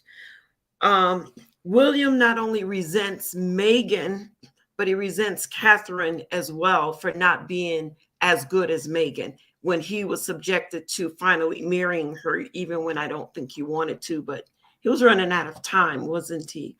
And so he resents Meghan and he resents Harry because it's coming now close to the time when he should be able to step forward to be king. And because of Harry marrying a half Black woman, it's exposed all of the racial dysfunction of not only Britain, the British media, but as far as the royal household as well. So he's got a lot of things to resent about them, especially her, because when she stepped on the scene, it opened up a can of worms, didn't it?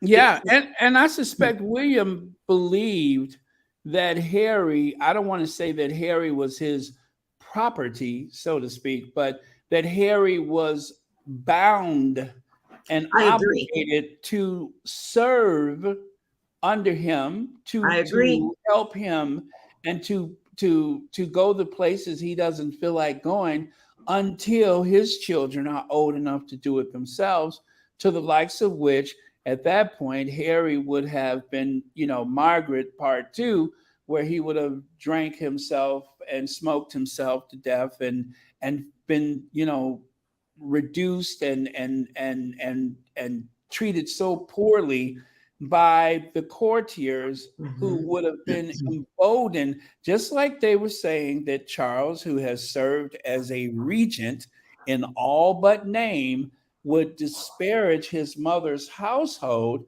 And I believe that to be true, and I'm going to tell you why. Because in that movie, Elizabeth I, the first Elizabeth movie, as she got older and all her friends and all of her protection died off, she became a joke. And I see no reason why that QE2, now that all of her ladies in waiting, all of her friends have died off, and her son, who is not the warmest person in the world, spoiled, why they wouldn't have, and like Harry said, I want to make sure that she's got the right people around her. He said that for a reason. He did. So there's no reason to believe that won't be the future for Charles. I would say he better hopes that whenever his time comes, that is sudden, because otherwise I see no reason why that son of his will not respond the same way that he possibly has treated his own mother. And that's why I never believed this thing about, the Queen was in on everything. I think the Queen, for whatever reason, was not as much involved as people assume. And she was a figurehead. Yeah, and Charles was the one signing off on everything, including call my wife Queen Consort. And that is the world that Harry left behind, where that is not even a factor in his life. He won't be used as a prop between the two royal households competing. He has removed himself from that. When they need to look good, let's crap all over Harry and his wife. That's what William did. Basically, they would do things together, but because he was going to be king, he could step back, push Harry forward and say, now you take the blame for everything. Let everybody, which is what the media did. You go to Tibet. I don't feel like going. Exactly. Yeah. And he's more intelligent than William. He's more articulate than William. He has more savoir-faire than William. He has charm. And he's not supposed to have these things because he's a ginger. And when I lived in England, ginger is just another insult for that, the word that they use for Black people. But, redheads, the ginger.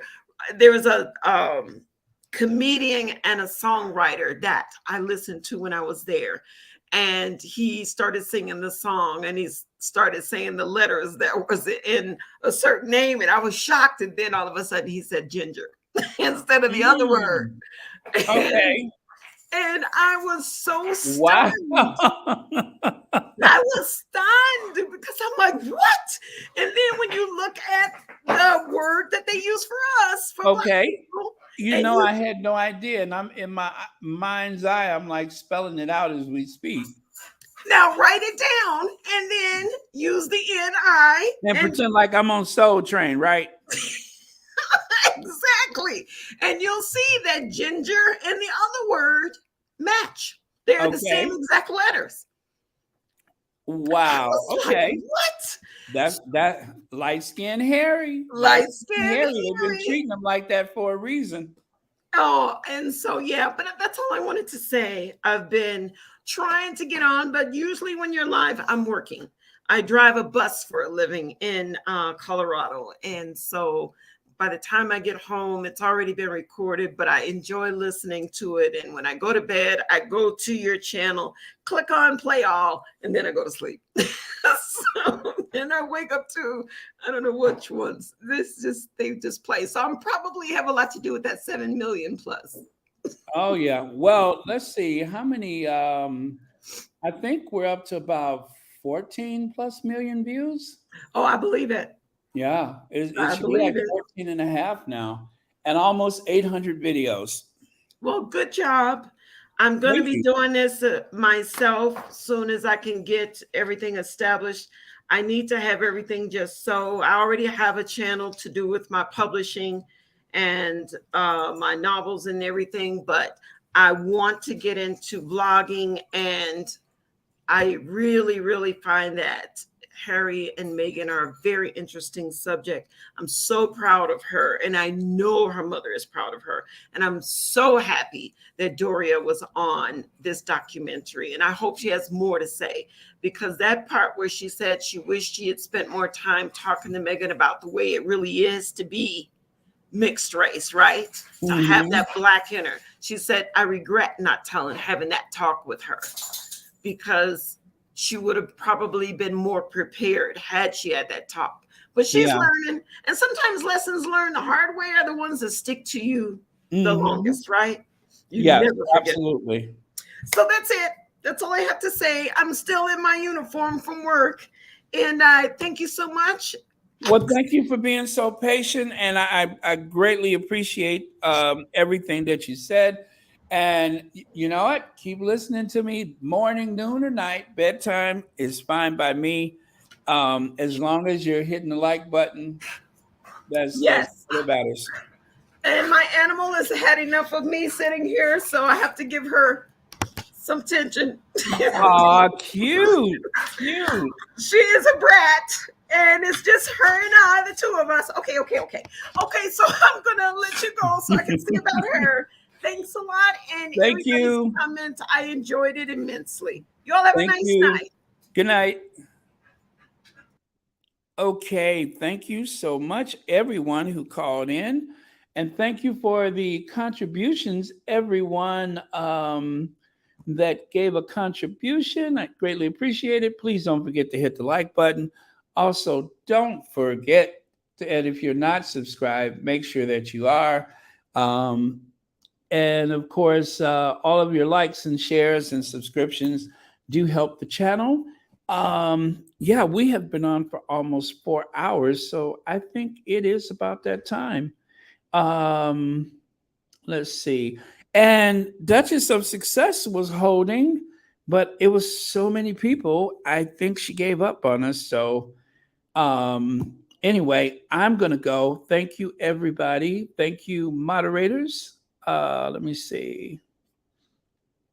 Oh, you did send a list. Thank you so much. Let me call out the donations, if you guys don't mind. People that I'd like to thank for. Oh, wait, that's the wrong one. Huh.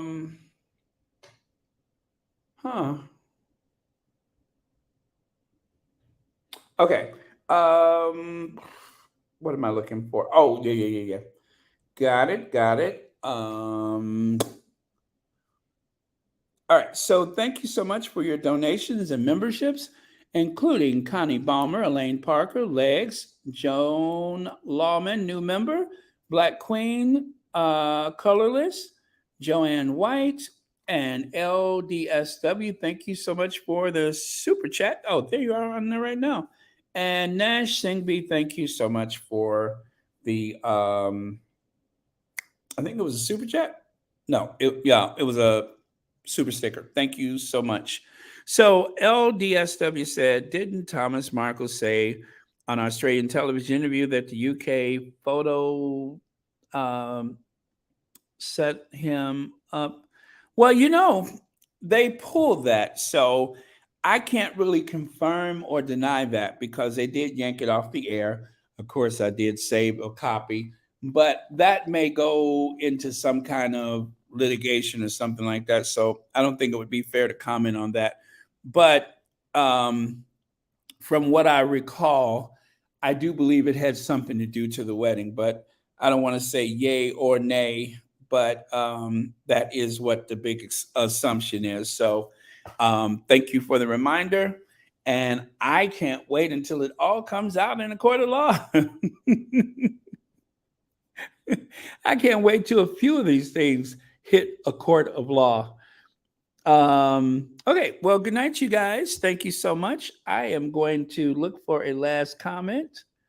There it is. Angela M64 said, good night, all. This was very enjoyable dialogue. Well, thank you, Angela, for the last word of the day. And thank you so much for being here. And thanks to two of the most important moms in the world, our Queen of Hearts and our Queen of Everything. And it is time to cue Ginger Avenger. Of course, I'll be back tomorrow. Probably it'll be on late tomorrow. We'll see. Maybe early or maybe late, but not the midday as usual. Probably kind of like today. But yeah, thank you guys so much. And it has been a pleasure as per usual. And with that, I am going to cue Ginger Avenger. All right, go Ginge. Go Ginge. There we go.